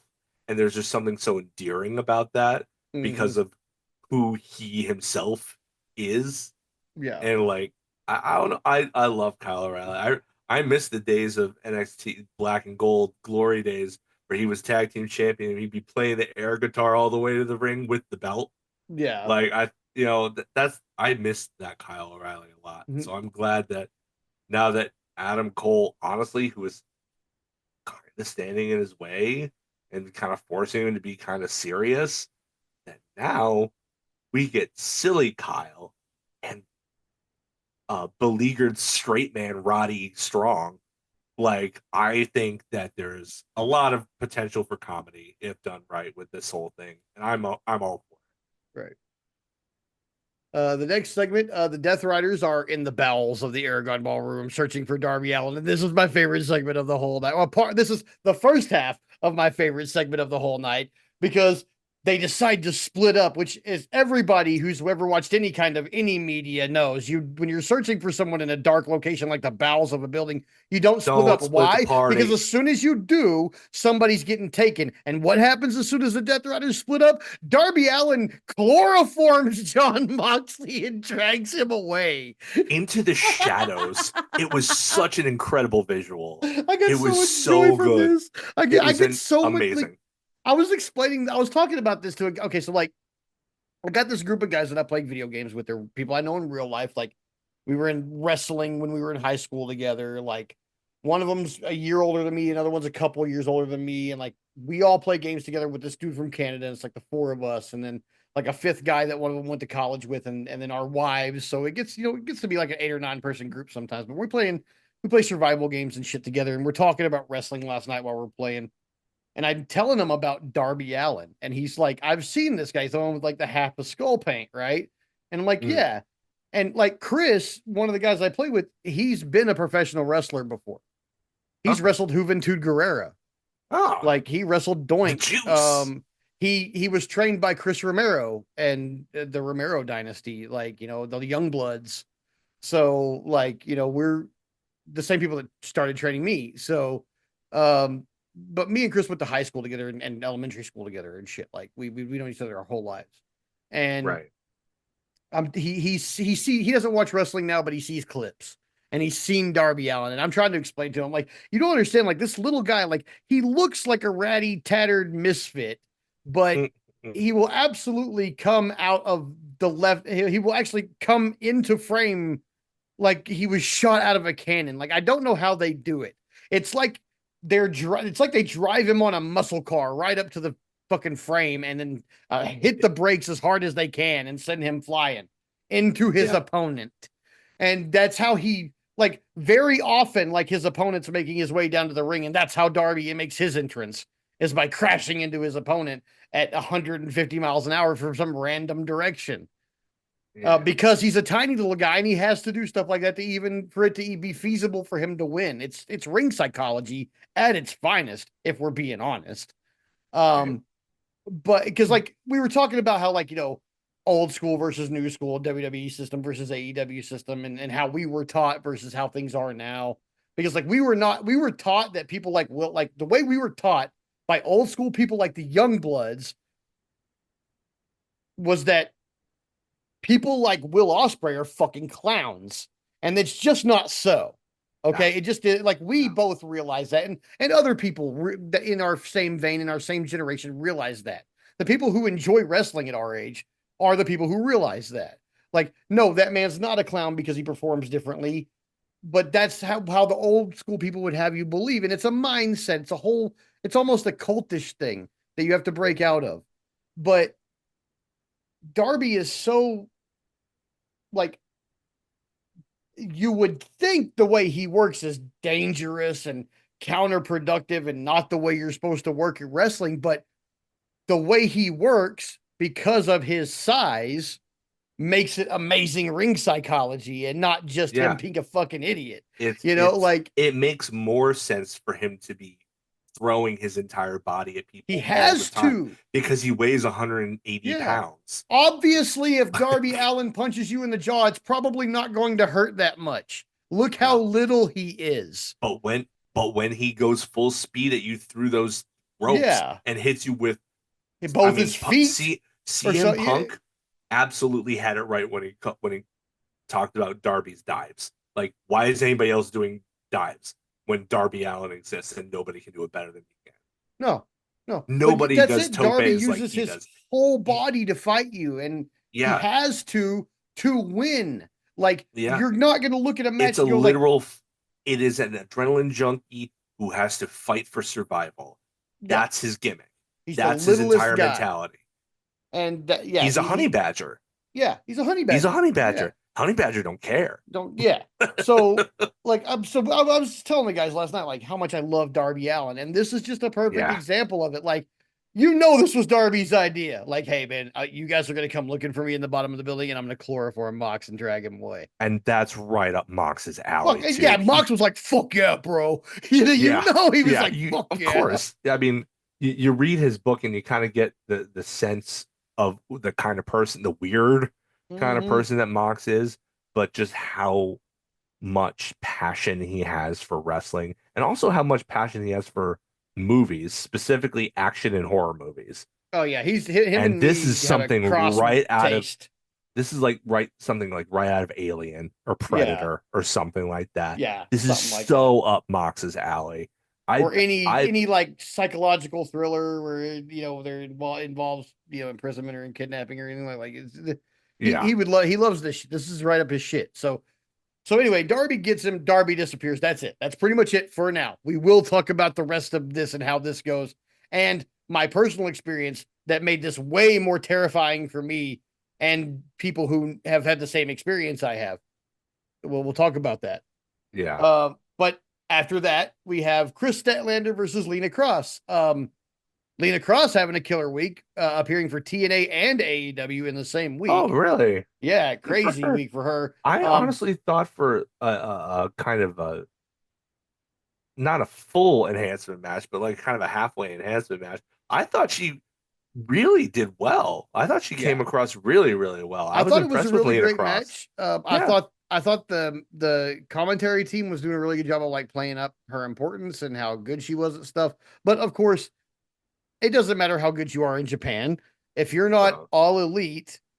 Um, Chris Statlander's going to beat you up. So yep, she got beat up by Chris Statlander. I mean, it was a good match. It was a good match. It wasn't a bad yeah. one. New submission finish for her too. Didn't give it a Yeah. name, but it's some kind of Yeah. All I have is new submission written down like here. I don't know what inver it was called. almost like an inverted Rings of Saturn kind of deal, Yeah. where Rings of instead of pulling Saturn. on, yeah, love The the Rings Rings of of Saturn. Saturn. I'll take that. Rings of Saturn. I love that. Love that. Yeah. But So it was something weird that I'd never really quite seen before. But it was some kind of armbar. It now was fun. here here's where we were really going with this match because she's celebrating and walking backwards up the ramp as she does, and as she's celebrating, and Willow's music hits before she's out of the ramp, and you can see the visible change from happy to fuck you on her But face. Like it but is, then she switches back. I'm not gonna let her see me be yeah. bothered by this. I'm not I'm gonna just let gonna her, ignore her. yeah. And she keeps celebrating She even though keeps Willow's walking. coming down. She doesn't even turn around. She keeps walking backwards up the ramp as well as coming down, so she doesn't have to face her. Yeah. Like I don't know it's how they're gonna blow this off, but like we keep tying them up with other people, but we got to blow this off eventually. This has to be done sooner than later. yeah, Like nobody, like I get that it's a wrestling storyline, all right, but like let's think about life, okay? Do we like watching best friends fight? No, nobody likes and watching best friends fight. this has been Okay, going on for over a year now. Like yeah, it's like come on, like on can and we? off. Like Yeah, like there's no more Stokely in the way. Can we just let's wrap this one up? Let's put a nice little bow on it. Whether it's got to be a match or whatever, let's do something with it and finish it. yeah. Um, but with that rolling, we rolled right into Willow versus Tekla, which was almost like it was the kind of ass beating women's match I would expect ahead of what came after it. Yeah. Um, Yeah. holy crap! But like, yeah, these two ladies, like, I thought the size difference might make a problem, but it didn't. They worked really well into that size difference. Willow, like Tekla, obviously being powerful in her own right, But but still Willow being just kind of a having, tiny woman. yeah, Yeah. being tiny compared to Willow, and Willow being, big black and jacked, as her shirt likes to say. Yeah. So, um, so really good match. Julia Hart and Sky Blue were making their presence felt, throughout. I still don't like Triangle of Madness. I As a like name. even I don't I'm not really with the conglomerating them up with Megan Bain and Penelope. I don't know about all I that. think it's heading towards the blood and guts. That's what I said after this match was over. I was like, okay, that's five. That's 5. And You Katie need looks at me and she goes, "Who's going to be 5 on the other side?" I said, "Harley Cameron, of course." oh, Harley Cameron. If she's, I mean, she did come back for a little spot in the Casino Gauntlet with the mask. Yeah. You got to think that her nose is pretty close to being healed by now. It That would makes depend sense. on the amount of reconstructive surgery that had to be done on it because she had to have some kind of surgery. That shit was splayed open across her face. Yeah. Uh, It was probably and the worst I've ever seen anybody's nose on a and wrestling she event. does already have the connection with Anna Jay, Yeah. so it would make sense She's for got her the to be connection in. with Anna Jay. She's Yeah, Megan Bain is the one who did it to her. and Megan Bain. Yeah. And Tony Khan? He loves to send the person after the person who hurt them when they come Oh yeah. back, like you fucking should. Because Right. if anything, Tony Khan respects fucking continuity, Yes. which Yeah. all of us wrestling fans have always wanted. And for some reason, sometimes episodes of Raw get treated like episodes of Family Guy, where they don't have any connection Yeah. to the week before and the week after. Whereas Tony Khan is Yeah. like, "Oh, no, no, no, no. It could have been 3 years since you hurt that person. When they come back, they're coming for you." You don't just That forget shit is happening. that stuff. You don't forget as a human being. Yeah, you don't. We You don't don't. forget the And people who hurt honestly, you, emotionally or physically. Harley may well, and as nice of a person as she is, I expect she has forgiven Megan Bain for that. And Oh, I for hope sure. Megan Accidents happen. now, and I hope Megan Bain, being Joey Janela's girlfriend and him being like a well-renowned and classically nice guy, that Yeah. she would have apologized for that happening and that Harley would have forgiven her by now. In the best case scenario, that's exactly what's happened. And that is my headcanon. That is what I believe has happened. I believe that, like any normal wrestling situation, she splayed her nose across her face. She apologized about it. Harley said, "I forgive you. It's okay." Tony Khan probably paid for the new nose. And we're good, right? Everybody's Yeah. fine. I hope that's how it's going backstage, because if it is, cool, we're gonna have a really great blood and guts match. Yeah. If it's not, cool, we're gonna have an even better blood and guts match. We win. Because if there's only one thing that's gonna make two friends going into a cage match better, and that's one of them getting ready to give the other one a receipt. Yeah. Because this is gonna be the place for that to happen. So, folks, how are you gonna find out if Megan Bain ever apologized to Harley about her nose? Watch this blood and guts match. If Harley is in it, a receipt is a coming. And if she gets one, she didn't apologize. Gotcha. We don't even need dirt sheets for that. Okay. No. That's some inside shit for the wrestling industry. If the receipt doesn't happen, she apologized to her like she should have. If it does happen, if an errant chair shot that was a little hard, anything like that, y'all, it don't even have to be something obvious, y'all. Okay. Because you can hurt people without it looking like you hurt them. Yeah. So I the bag of oranges theory. I like the fact that this looks like it's heading towards blood and guts match. It does. And that it's not the main event ladies involved. It's shining a spotlight on the mid card in the women's. Yeah. Well, like, honestly, that's fantastic. That's a great opportunity for that. Honestly, it's a great showcase for the depth of the division too. Well, what you have is you have two people on one of the teams who are AEW proven hardcore fucking wrestlers. Yeah. Okay. Ty J as a unit and separately are some Willow of the too. most Willow too are some of the most, like, they've had some, like, I think was it Ty? It was Ty J and against Stat Penelope Willow. Ford it was Penelope Ford and the Bunny. Oh, Penelope Ford and and Bunny. They just bled buckets on Rampage. They did. So, like, but like, these ladies are proven for this type of match. Like those two and Willow. So we've got three on this one team. Anna Jay does not look like the kind of woman that they would feature in these kind of hardcore brawls. No. But this really is her niche. One of them has had this kind of stuff is her calling. It's one of them. It's Anna Jay or Ty Mello. It's one of them that has the most, like, hardcore matches in AEW. It's one of them. It's probably Anna Jay because Ty took that extended leave of absence for to have her baby. So if I had to guess just by in terms of opportunities alone in the Yeah. given time frame, it's probably Anna. Yeah, And probably. she really excels in that environment. She Kind of does. They like all do. she she really, I mean, yeah, you're right. This entire women's division, it's one of the things that separates it from WWE's presentation of women is they'll do an occasional last woman standing match or ladder match or something like that, but they don't Not like really this. lean into the hardcore aspects of even those kinds of matches really much. Yeah, my thing And is like they, some of these ladies have not been in this type of situation. yeah, like yeah. like poor little I Julia Hart. Like uh I guarantee you oh, I'm sure she's every gonna single one revel of in these this.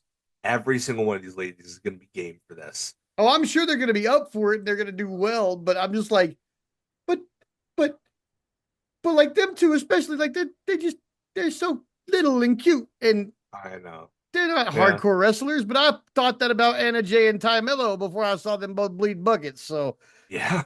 Like there's going to be a lot of blood and a lot yeah. of guts, and I'm okay with it. I'm so excited that they're finally going to be doing one for the women and for the undercard women too. Yeah. Like, I mean, Megan Bain and Will Nightingale notwithstanding. The only question I have is if it's not Harley Cameron, who is the fifth member? Because it's not going to be Statch. She's not going to want to be on the team with Willow unless Yeah, they I don't make that know. a storyline point where they're competing the whole time against each other, and it does the baby faces in it because Yeah. they can't get over their own crap.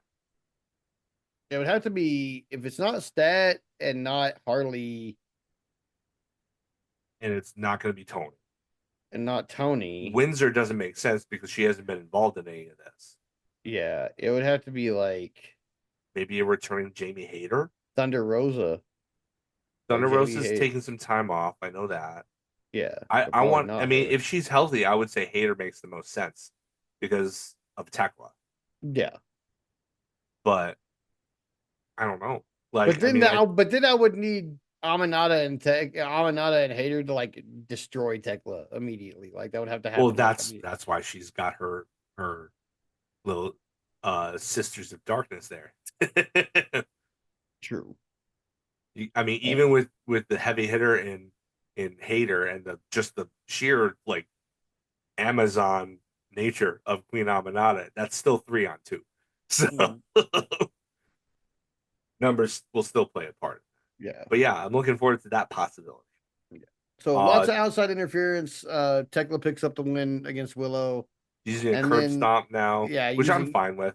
using this the Roman Rollins combo, the spear and the stomp. Yeah, now all she Ugh, needs is a double arm DDT and she's got the whole set. no shit. Then after that we have Lexi Nair backstage with Billy Gunn and Anthony Bowens trying to clear the air again. I think I said this last week. This doesn't feel like it's going anywhere. Nothing's happening. Like nothing's really like they're giving this 5 minutes a week and nothing's happening. I mean, you gotta figure it's leading to something. I just don't know what it is. Yeah, Like this is one of those it's wait and sees where I don't see the end of this result. Like I don't, and I I'm not mean, really that interested in the waiting part either. I if they do turn him full on heel, I really hope they drop the pride of pro wrestling thing. Because I Yeah, don't because know that's kind of a if it's a face thing. considering what it means and what it's alluding to, I don't know if it's a good look to be having the person with get that gimmick be a heel. Yeah. You know what I mean? Mm, Like, I mean, it's I prefer that he honestly I would prefer that he stay a babyface and ride that pride of pro wrestling thing out personally. But if they're gonna turn him heel, drop the pride thing. yeah. It's not a Immediately. good look if you have the guy who's alluding to, being out and proud and using that as part of his moniker to then be a guy who's, you know, cheating and, beating people up after the bell and stuff like this. It's not a good look. Like he's a person. At the end of the day, he's just a person, just like every other person in the ring is just a person, and they are entitled to their own the way that they want to present their characters. But I think it would be a misstep given the way that the country is right now, especially. I think it would be a misstep to have the pride of pro wrestling leaning into heelish tactics. Mhm. I think I don't think that's the right play. Yeah, not at all, not at all. I think that does more harm than good Then we had Swerve and Okada making it official for Forbidden Door for the unified title. for the unified title. So Ah, that that's beautiful belt. probably gonna be a great match. I hope it is. Me too. Um, then we had our AEW World Tag Team Title Eliminator Tournament semifinal between FTR and the Bang Bang Gang, which I had a lot of fun with this one, man. I'm really Yeah, liking Juice and Colton being together while we wait on Austin to get back, or Juice and Austin while we wait on no Juice and yeah, Austin while we wait on Colton. I always get the yeah. two mixed up. Juice and FTR seems to be a winning combination. Yeah, it does. Like they really play off each other well. Yeah, like I mean that 2 out of 3 falls match that Juice and Jay White had with FTR a couple years ago was magic, Yeah, absolute magic. and this the missing man entrance with the cardboard cutouts was great. I love it. Yeah, They can do that every yeah, week. I'll be fine with that every week. They even with the cardboard, they still have one of the best entrances in wrestling. I know So it's so a good. lot of fun. Their But yeah, the entrance, match was really good. I think their entrance. I was talking with on Blue Sky with people about this. That the entrance, I think, did a lot to uh, to up their profile in the eyes of the fans. Like a Hmm. cool entrance can really do a lot for a wrestler. Yeah, Like I mean, I remember when Finn Balor debuted in NXT and he had the whole creepy, demon entrance, and the crowd was chanting, "This is awesome!" before the bell even rang for an entrance. They were immediately invested. Never underestimate how the initial presentation of somebody affects how they're seen by an audience. yeah, And I think that their entrance is among the best in AEW. Honestly, it's such a cool intro. It really is. yeah. Then after that, we have let's see. Oh yeah, okay. Athena challenges for Tony Storm. Now she says in the promo, I'm gonna cash this in, but you'll never expect it, and then immediately says that she's gonna cash it in at Forbidden Door. Well, I mean, she had a week to never expect it, I guess. I guess so. But no, no door is forbidden to me. Yeah. So I mean, I think that's where we all figured it would go. And that's fine. I'm okay. It's it's very much in Athena's character to want the big stage. She's the forever champion. yeah, Of course she's not going to want to, use it, just on any random show on free TV. No, you're going to pay to watch the forever champion defend her belt or win a new one. yeah, That makes exactly. sense for her character. I like that she's calling her shot ahead of time because since the inception of this gimmick last year with Christian Cage, that has not yet been done. Um, they're doing, to their credit, even though it's kind of a played out gimmick that's kind of 20 years past its prime. At least they're trying to do it in different ways. When Christian Cage had it, he was threatening to cash it in literally once a week for Yeah, months.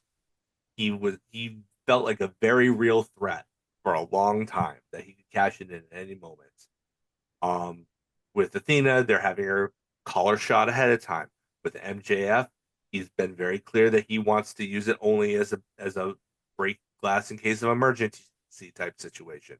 which, to be fair, has not been done with the gimmick before.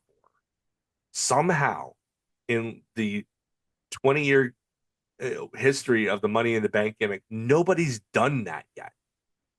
Somehow, like, they're the two that's one of the two things that they haven't done. The other thing is cash in ahead of time at WrestleMania. Yeah. That's the only other thing that they haven't done with the Money in the Bank that they still have yet to do. That would be like a major change in how it's presented. Yeah. So AEW here trying at the very least to kind of freshen up a stale gimmick by doing the few things that still haven't been done with it. So for people who are out there like, oh, I hate it, it's too WWE, come on, give them some credit. They're at least trying to do some new stuff with it, Mhm. freshen it up, Yeah. So give the credit where it's due. They're trying, guys. They're trying to Yeah. inject a little unpredictability, and that's not a bad thing. That's a good thing.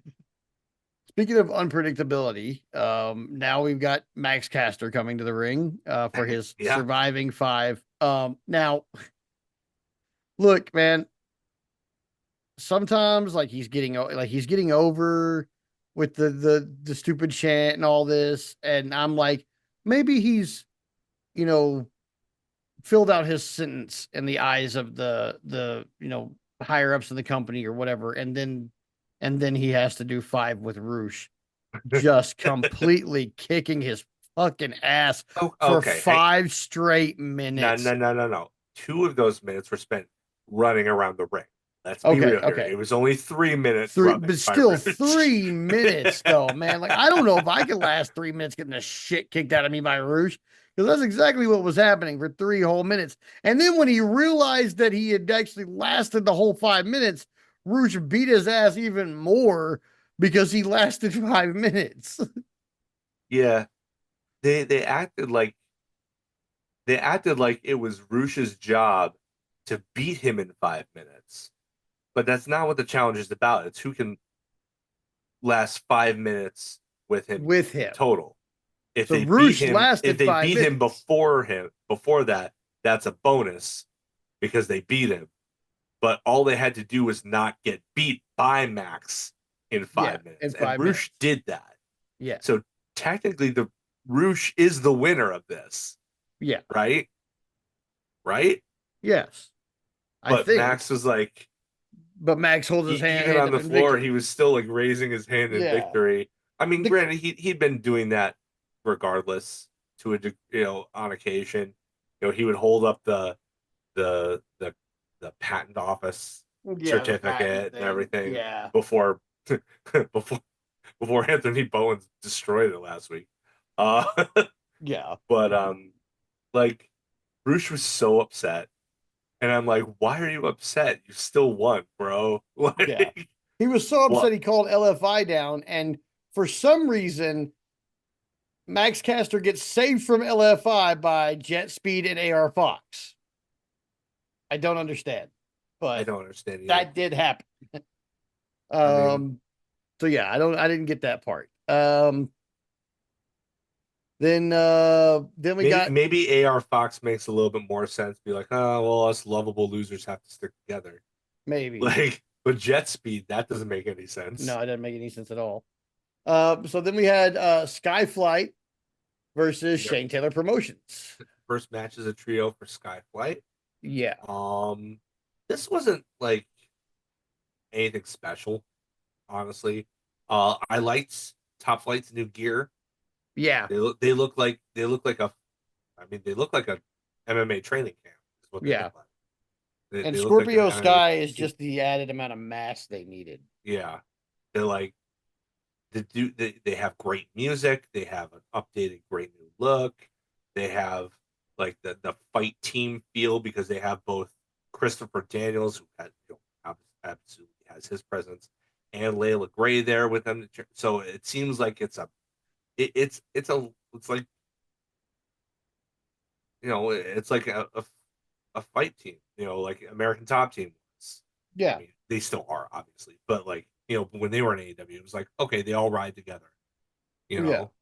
it very much feels like that, and that's obviously the aesthetic they're going for.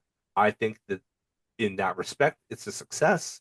The match itself, it was okay. It Yeah. wasn't anything special. It Yeah. wasn't It was good. bad, but it was just kind of there. It was Yeah. taking up time.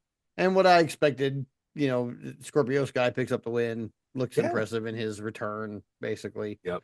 Um, so then we have the second half of my favorite part of the night. So Darby Allin is now seen outside dragging John Moxley up a fire escape right next to the top of the L, which is Chicago's The mass elevated transit. train. Yep. Yeah, it's the elevated train. Now, Remember, he's been this is chloroformed. so then he tries to throw Moxley over the banister at an even level with the L. But Like, Moxley is saved by security. Now, for those of you who do not know, the height of the L is like the third or fourth floor of a building. Have you ever seen the Blues Brothers? Yes. Yeah. Yeah. If you've ever seen the Blues Brothers, if you've not been to Chicago, remember that movie because the L is featured like they filmed it in Chicago. It's like all throughout the or any of the Nolan Batman trilogy movies because they were filmed in Chicago. Although the third one was part of it was filmed in Pittsburgh too. But that L train, that's the L. So that's how high that is. It's very high. That is it. I have stood underneath. I've never ridden it, but I have stood underneath it, and it's high. Like it's way up there. I'm like, man, there's a train on top of me right now. That's great. Yeah. And it's loud. My God, is it loud? It is loud as hell. But yeah, like it's really high up there. Like the balcony he was dangling John Moxley off of was much higher than the one that Michael Jackson dangled his kid off of. Okay, like much higher. That is true. So anyway, but they're pulling Darby Allin away from John Moxley, and he's saying, "I told you I would take everything from you, a little freaking psychopath." I loved it. I loved it. And then it was great. It was like, oh wow, Darby is leveling up. And then after we see this attempted murder, we get to our main event, which is another attempted murder. Another attempted murder. Yeah. Actually, another two attempted murder. It wasn't an attempted murder until the end there. Like it was just a normal hardcore match there for a little bit, but until Kyle Fletcher decided to start stabbing people. But like this, good God, this match was fucking crazy, man. Holy crap. They bled early and often. Yep. I don't think anybody has ever before, or maybe will ever again, say in the same day, today I won a major wrestling championship. Today I pulled thumbtacks out of my dick. Yeah. There was definitely stuff in this match that I had never seen before. I had never seen that one. There was an avalanche Texas destroyer through a table. Oh God, that shit was hit picture perfect. Thank God. But like, what even like? How do you even come? And then yes, as you implied, there were thumbtacks that were poured down Fletcher's trunks, and then he was given shattered dreams. Like, I know the trick to that. Okay, all he does is kick the turnbuckle. It's still not going to be comfortable. Okay, but it can't be. No, it can't be. No, those were actual thumbtacks. He showed everybody beforehand. They were real thumbtacks. They really went in his draws, and they were really there jostling around with his junk while he was faking getting kicked in the balls. And then 5 minutes. He finished the match like that. There was no point. I mean, at least if he did do a tack dump at some point, they did not show that shit on TV. And I'm pretty sure he was not going to. I'm pretty sure he would not have pulled his trunks out and in any way have exposed himself in front of any of the fans.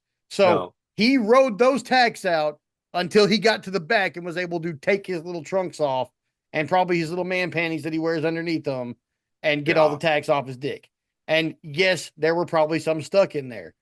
Yeah. Probably his ass too, because he landed ass first in those motherfuckers right before that. Yep. Oof. So, yeah. Good Lord, poor Kyle Fletcher. Like, I say poor Kyle Fletcher, but then I'm like, oh wait, 2 minutes agreed after with that, this. he tried to murder Dustin Rhodes with a screwdriver. Yeah, yeah. I mean, I don't think I've ever seen any wrestler uh attempt the same kind of stabbing that they implied was going on here. Like the camera was a little too close and you could see exactly what was happening. The crowd in attendance though did not, and they bit on that hook, line, yeah, and sinker. The sound that erupted when Kyle Fletcher dug the screwdriver that Don Callis gave him in between his knee brace and his knee pad to make. I mean, that's how they did it. And you could tell that he didn't really stab him because I mean, first of all, why would he? That's terrible. yeah. Second, Second of you all, don't do that to your coworkers. there wasn't Secondly, blood all over it. yeah, there was no blood on the screwdriver when he took it out. So very clearly it wasn't that. But to the audience who could not see the angle, who could not see that there was no blood on that screwdriver from the distance that they were sitting, that must have been absolutely horrifying. Yeah, I'm Like, sure it was. cannot even imagine. Like, I mean, obviously they know it's work. It's a work. They don't know how yet, until they go back and watch the footage and they can very clearly see what happened. But like in the moment, like you're invested in the match, you're invested in the fiction of it, and you see this happen, you're like, ah, Ah! ah. I was like that, and I could see what was happening. Oh, dude, yeah. I was like, what are you doing? What are What you are you doing? That doing? Like, not only established Kyle Fletcher as like this match did so much for Kyle Fletcher, who was already on the upswing, yeah, but like it makes the TNT championship so much more important because it was defended in a match like this so violently, viciously, passionately. He wanted that belt, and I mean, furthermore, he wanted to, destroy Dustin Rhodes, but he wanted that belt so badly that he was willing to not only take tax in the pants and, you know, but also to stab a man in the knee with a screwdriver and then yeah. plant him on his head with a brainbuster into a series of attacks. Like the Just man, those two men really, really elevated the TNT championship, which I think it needed now that there's a unified title. You yeah, know, now you can like the TNT title, even when, names like Adam Cole held it, still kind of felt like this is the WCW TV title. Doesn't yeah, really mean a lot. Now it can be like, okay, this is like the European title when it was first introduced. This is a solid tertiary title, but it means a lot. yeah. It's not, fifth or sixth in the pecking order here. No, Like it's like it's second or it third. means Yeah, it means something. It means a lot because of matches like this and the people who fight to the death for it. If you want something that badly, that automatically elevates the worth of the title because it's it's like it's like when you have when you're in a relationship, right?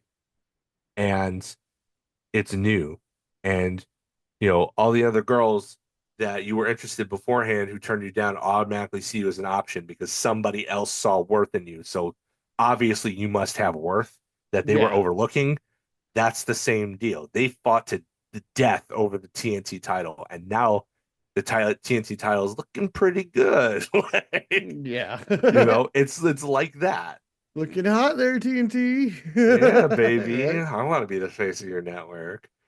Um, but yeah, this match was that the Darby thing was my favorite uh segment of the week. This was my favorite match of the week, No, by though. far my favorite match. Even more so than the main event, the world title match, honestly, because this was just so much chaotic fun, and it really just, it just edged out that world title match, in my opinion, like Yeah. just barely. And I mean, This was fantastic.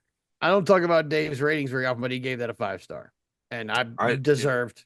I'm cool deserved with it. Yeah. 100%. It was And great. that actually means a lot from him because earlier in Dustin's career, you can tell by like his match star I'm ratings pretty sure that he straight up like called him boring a couple of times. yeah, like he did Yeah. not like Dustin. No, he didn't. Like you could call him the natural all you want. You could, give him the great gimmick all you want. He did not like Dustin. And it's Mm. only in this like late career renaissance of his where I mean, obviously he's gotten even better somehow. Like Yeah. I mean, I think everybody agrees on that.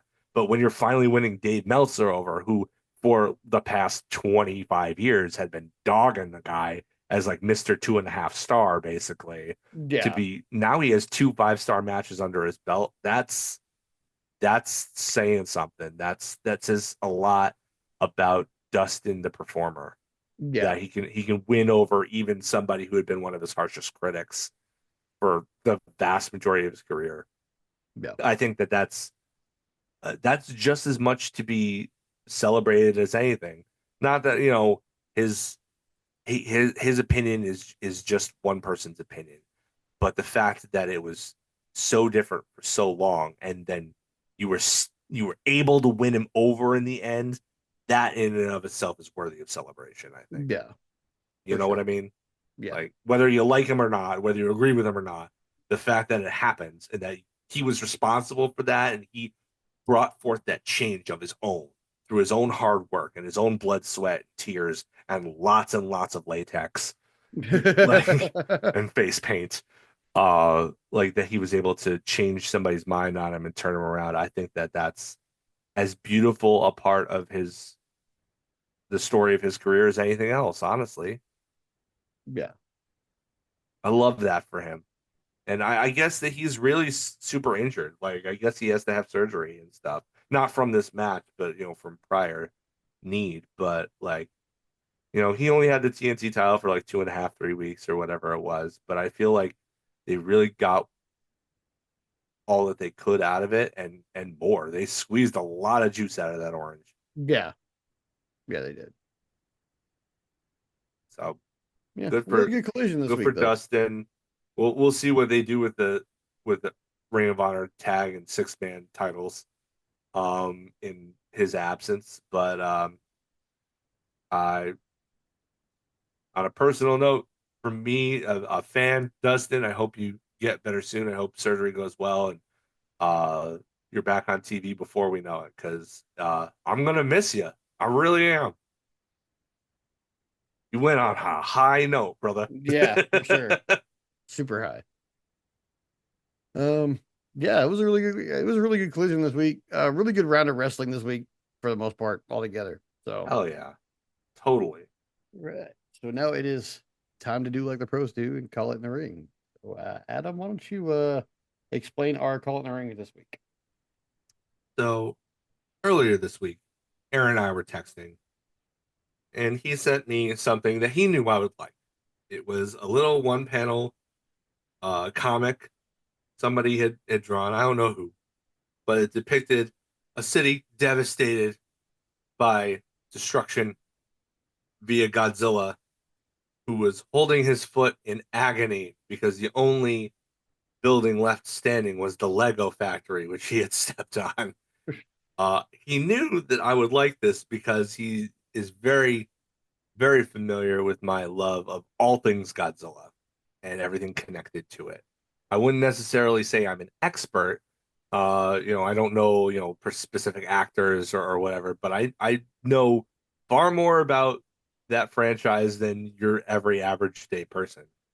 And so it gave me the idea to come up with a number of monsters in the franchise and present them to Aaron in the moment. He doesn't know any of this ahead of time. He would know which one I've chosen, how I went about it, or what I wrote about them, or whatever.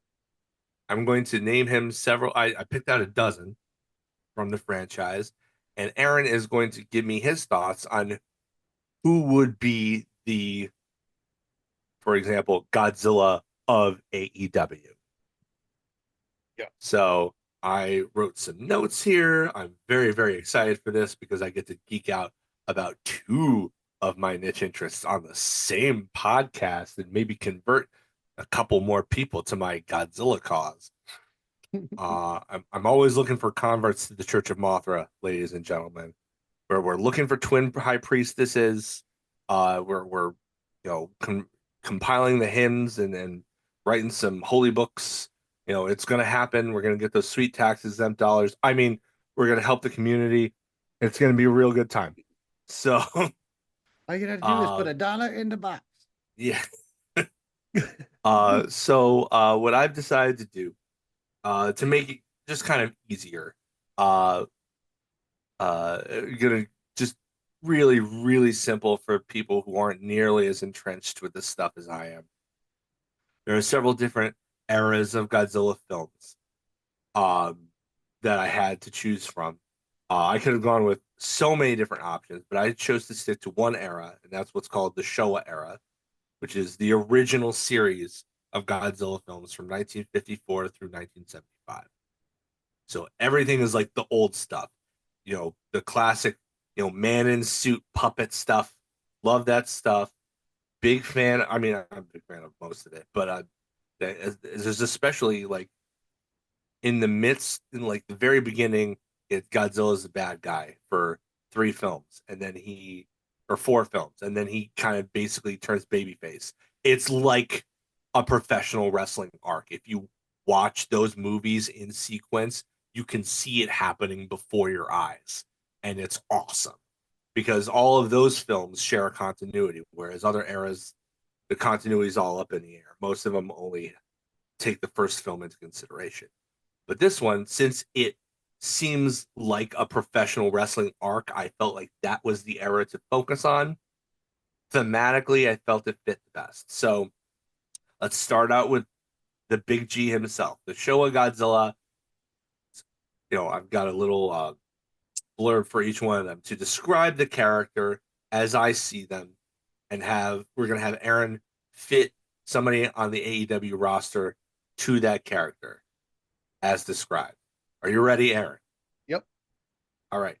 So Godzilla, heroic but with a kind of shady and destructive past, making friends eventually loosens them up, wins way more often than he loses. Who would be AEW's Godzilla? Based on that description.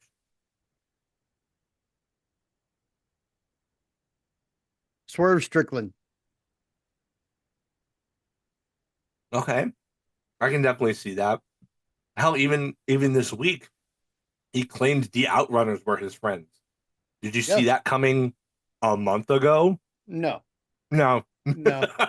No. Not even a month ago. And he is a good guy, but he definitely has that air of danger that you don't want to mess with him. I Mm-hmm. totally get that. I buy Destructive that for past. real. Yeah. Next up, Anguirus. Don't know. Everybody's familiar with Godzilla. Anguirus is the first monster that Godzilla ever fought in the first sequel to his original movie. Picture like a big kind of ankylosaurus looking thing. Uh, he is, as I've written down, a loyal friend, a scrappy underdog, rarely wins in singles, but has success in tag teams. Dax So, Harwood. oh, you know what? That makes so much sense because he never wins He never singles. was singles, And but he neither got. does Angus. He's always there. He's always there to be the whipping boy. Like in Godzilla versus Mechagodzilla spends the first half of the film disguised as Godzilla to kind of frame him for destroying Tokyo. And one of the ways that they can tell that something is up is that Anguirus, who's his like best friend, his loyal pet dog, he breaks his jaw and blood spurts out all over the place. And it's like he just kicked the puppy. It was so sad. That makes so much sense. I love that pick. I love that pick. Uh Second ever. Yeah, we're going in chronological order here, just to make it very clear. Mhm. Second ever monster Godzilla ever faced was King Kong in Oh, 1963. The movie is more comedic, which is you'll see by the way I describe King Kong here. Likes to party, literally electrifying offense. Uses brain over brawn to punch above his weight class. So if you've ever seen the original King Kong versus Godzilla, Kong is the god of his native Faroe Islands. He really likes this berry juice that puts him to sleep. He likes to party. At some point, halfway through, they discover that he can absorb and redirect electricity, which Godzilla, in this film at least, is weak to, which allows him to punch above his weight class and actually beat Godzilla. Otherwise, he wouldn't have had a chance. Well, So, so I have to call Tony Khan real quick and have him assign Necro Butcher so we can finish this segment. Um, but somebody on the current AEW roster likes to party, punches above their weight class, literally electrifying offense. thoroughly electrifying off.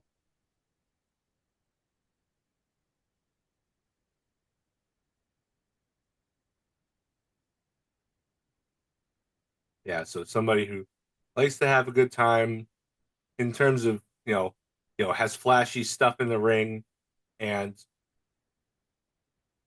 can Orange realistically Cassidy. challenge. Oh yeah, that makes sense. Like his liking to party isn't so much you know, He just likes to have a good time, though. he likes to have a good time. He likes to chillax. In fact, his kind of partying is very much like King Kong's kind of partying, where he just wants to, sleep. He wants to get so knocked out that he just passes out. That makes a lot of sense. That and he has punched above his weight class. He's one of the few guys to have a win over John Moxley clean Yeah. in AEW. So yeah, I would say that that's punching above his weight class for sure. Orange punch, and literally everyone is heavier than him. Yeah, So yeah, he's punching above his weight class constantly. he's about 160 pounds soaking wet. Yeah, So if that. uh Rodan. I think everybody knows Rodan, but just in case, he's a giant pterosaur. Uh He's a hothead wild card, tough as nails, does not like to be told what to do. First time he and Godzilla are in the same movie, they're at each other's throats, and Rodan is shown to be Godzilla's equal in combat. Very, very specifically. That I know before Rodan most out of all of Godzilla's enemies because he is me and I am him. But he is also John Moxley. Hmm, I figured that's a good one. Like nobody tells John Moxley what to do, No. except maybe Renette, who doesn't employ that tack as much as she should. Oh no, I think she does behind the scenes. I think we just haven't had the other shoe drop yet. Unless for some reason she's the one who wants to change the Death Riders have put into play, murdering Brian Danielson and whatnot. I don't know. I think that she should be the one curtailing I them. maintain that she's the big bad. Mm. Well, we go from that to Mothra. Everybody knows Mothra. Everybody loves Mothra. Mediator loses surprisingly often, but gets right back in the game. Usually comes out on top and absolutely pivotally, absolutely adored by her fans. This is the only monster that is specifically written as female. But that doesn't mean that you have to ascribe, male or female to any of these, just based on, it just how it fits to you in your eyes. I mean, I think Mothra should be female because she's the only one who's specified as that, but Mothra is you do Harley you. Cameron. Yeah, I see that. I definitely see that. Yeah. Definitely have that appeal. Um, Here's where it gets interesting in my opinion. Okay. This might be a little bit tough. King Ghidorah, big, giant, three-headed golden space dragon, just wants to watch the world burn. Most everyone agrees is the big bad. Always takes more than one to bring it down at the end.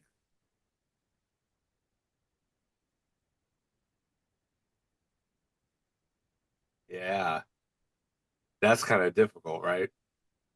See, I had somebody maybe in mind, Hurt Syndicate. and there's three of them too, one Yep. for each head. I like Yeah. that. I like that. That's a good, and they're dripping gold right now too. Mm-hmm. Match those Dripping in scales. gold. I like that. All Three right, heads dripping in gold. Yeah. this is possibly my favorite one of the ones that I wrote down. Hedorah, the smog monster. A literal pile of noxious garbage that poisons everyone and everything around.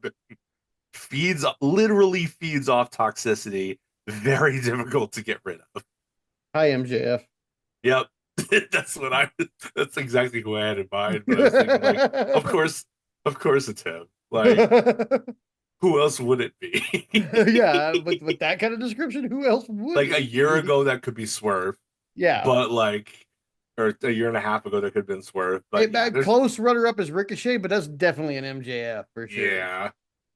Yeah, Yeah. like I mean, and he's such a cockroach. You can't get rid of that guy. No, He's no. always around, always snooping, always, you know, I mean, if I was being hunted by Bobby Lashley and Shelton Benjamin, I probably wouldn't be appearing on TV every week. yeah, probably not. Probably not. Yeah. But So, he's an egomaniac. Of course he's oh gonna want yeah, his TV time. of course. Next up is Gigan. So Gigan is probably somebody that the average person won't be familiar with.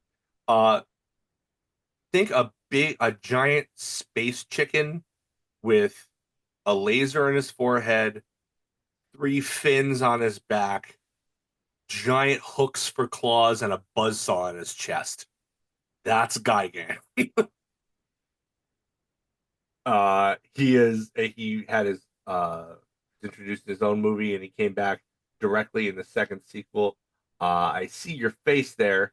I'm going to send you a picture of him in the chat so that you can see who I'm talking about if you are unfamiliar with him.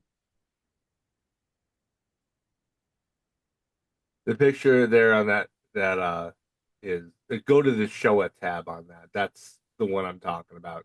Green and gold one here. He's one of my favorites. He's very, very unique. Uh Okay, yeah, now describe him again. No, like a giant space chicken with a no, no, no. you I mean what mean, I had written? yeah. Sadistic, insanely violent. This was the first monster to make Godzilla bleed on camera. Mm. And likes to team up with other monsters, but only for purposes of cover for quick and cowardly escape. He likes he doesn't like taking damage. He loves doing damage, but he's kind of a pansy when it comes down to it. He will flee before he is defeated. But he's the first person to make. Oh, draws blood, Mm-hmm. is sadistic, Mm-hmm. works in teams, Mm-hmm. is a coward, Yeah, is Ricochet. is Ricochet. Golden shears and all. Yeah, Golden shears and that all. makes Yeah. sense. Makes all the sense in the world to me. Yeah. Um, Next up is Megalon. I don't know if you're familiar with Megalon, but I'll show you that here too. Megalon was in the next movie. He teamed up with Gigan in his movie. He's the guardian monster of the people of Seatopia, who are mad at the surface dwellers with all their nuclear testing. So they send their giant cockroach-like uh, or stag beetle-like guardian monster to wreck up the place. He has two big drill, like half drill bits for hands that he puts together and can drill. He like rotates his hands and he like drills through things and other monsters and stuff. But thing is, lots of aimless violence, uh, pointless violence, kind of aimless and stupid without somebody to guide him. Doesn't really know the extent to his own capabilities, uh his own potential. So like he's just kind of a big dumb violence machine. Luchasaurus. Oh, Oh, that fits. That fits perfectly. That fits perfectly. Because he's always letting Christian Cage just boss him around. Mhm. For somebody who has had a tag team championship and a TNT title reign or two, he's always just like the heavy, and he Mhm. doesn't have any respect for himself, and he doesn't really think for himself. That makes perfect sense. Totally. All Yeah. right, Mecha Godzilla. You know, Make a big cut there. space titanium replica of Godzilla that has so many weapons, just out the wazoo. His debut movie has so many pyrotechnics. It makes All In look like Fourth of July in England, where they don't care about it. So why would they celebrate it? Um, Practically unstoppable juggernaut, designed specifically to target the good guy and destroy him. Enemies have to go to new lengths to beat him. Hmm. This is like King Ghidorah may be like the big bad, but this is like he's like right there. It's like 1 and 1A.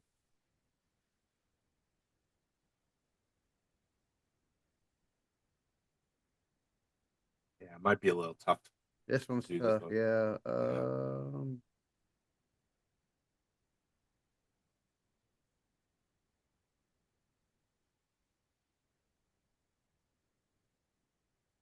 So he was created, Yep. controlled by someone, probably the big bad. Aliens. Yeah. Okay, he's Wheeler Yuta. He's created to go after the big bad, or I created to would go after the good guy. Like I Wheeler Yuta was created to kill Brian Danielson. he just he just Brian Danielson just didn't know it at the time. Yeah. Um I would say yeah, but Wheeler doesn't win often enough. Hmm. That's the problem. It's like Wheeler always Yeah, this one's loses. hard, man. Mega Godzilla is hard because it's like who's the exact opposite of Swerve Strickland, but it's not. But you want to say like Hangman, but Yeah. Hangman's not created to go after the big bad. He is the big good. Yeah. I would say, I mean, no, I'm not gonna say because it's not my thing. This was I mean, for Yuta's the you. closest thing I can think of. So, We can table it if you feel like you I mean, tell you you, I mean, find what do you something there. think? Yeah. I would of the people left on the roster, I'd say probably the person who most exemplifies it that's left that hasn't been chosen yet, Samoa Joe. Okay. Like not so much with the, design to kill the big good specifically, Maybe just but designed to kill. yeah, he's the Samoan submission machine for a reason. And That's fair. sneakily one of the more decorated guys on the roster too, if you think about Yeah. it. ROH, TV, since he got hired, ROH TV champion, longest reigning champion in history, two-time TNT champion, current trios champion, world champion. Like there's a lot of stuff that he has done. He is dripping in gold. So you could Yeah. even say that he has a metal coating already. Yeah. That's fair. Introduced in that same movie, King Caesar. If you don't know King Caesar, and why would you? Because I wouldn't say it's a deep cut, but it's certainly a deeper cut than your average person would have. There's King Caesar. He's the guardian monster monster of Okinawa. He basically hibernates as a giant Shisa statue and then awakens whenever Okinawa is in trouble. As it was in the case of Godzilla versus Mechagodzilla from 1974. Uh, Pure good guy, major league protector vibes, master of absorbing and redirecting attacks. There's this thing that he does where if King Caesar if there's an energy weapon that's thrown his way, he absorbs it with the one eye and then redirects it back at the attacker with the other eye, like freaking like mirror coat. If you're familiar with I mean, Pokemon, but like the pure protector vibes, he sounds like Speedball. no, I like that. I like that. He's got some good defense too. I like that. Yeah. Yeah, He loves his counters. yeah. Yeah, I like that. I like that. And last one is the final monster introduced in the Showa series before Godzilla took a 9-year hiatus. This is Titanosaurus, the giant undersea bipedal dinosaur that just has. Honestly, I think it's super cool. Like he doesn't have any like energy weapons or whatever, but he teamed up with Mechagodzilla against Godzilla when Godzilla in the previous film needed King Caesar's help to beat Mechagodzilla, and now Mechagodzilla's back and he has a tag team partner, and Godzilla doesn't. So the stakes were upped, you know. So Yeah. Loner forced to team up against his will, surprising striking skills, likes flashy colors. Forced to team up against his will, like splashy colors. Yeah, you'll see Titanosaurus there is far from most of monsters in the Showa series were usually gray or something like that. Titanosaurus is like bright red with flashes of red and orange, where like no other monster in the series has that kind of color scheme. So he likes bright colors.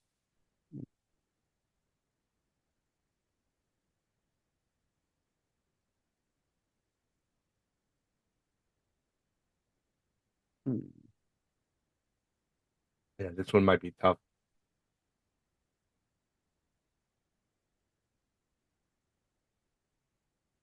You know what? He's Billy Gunn.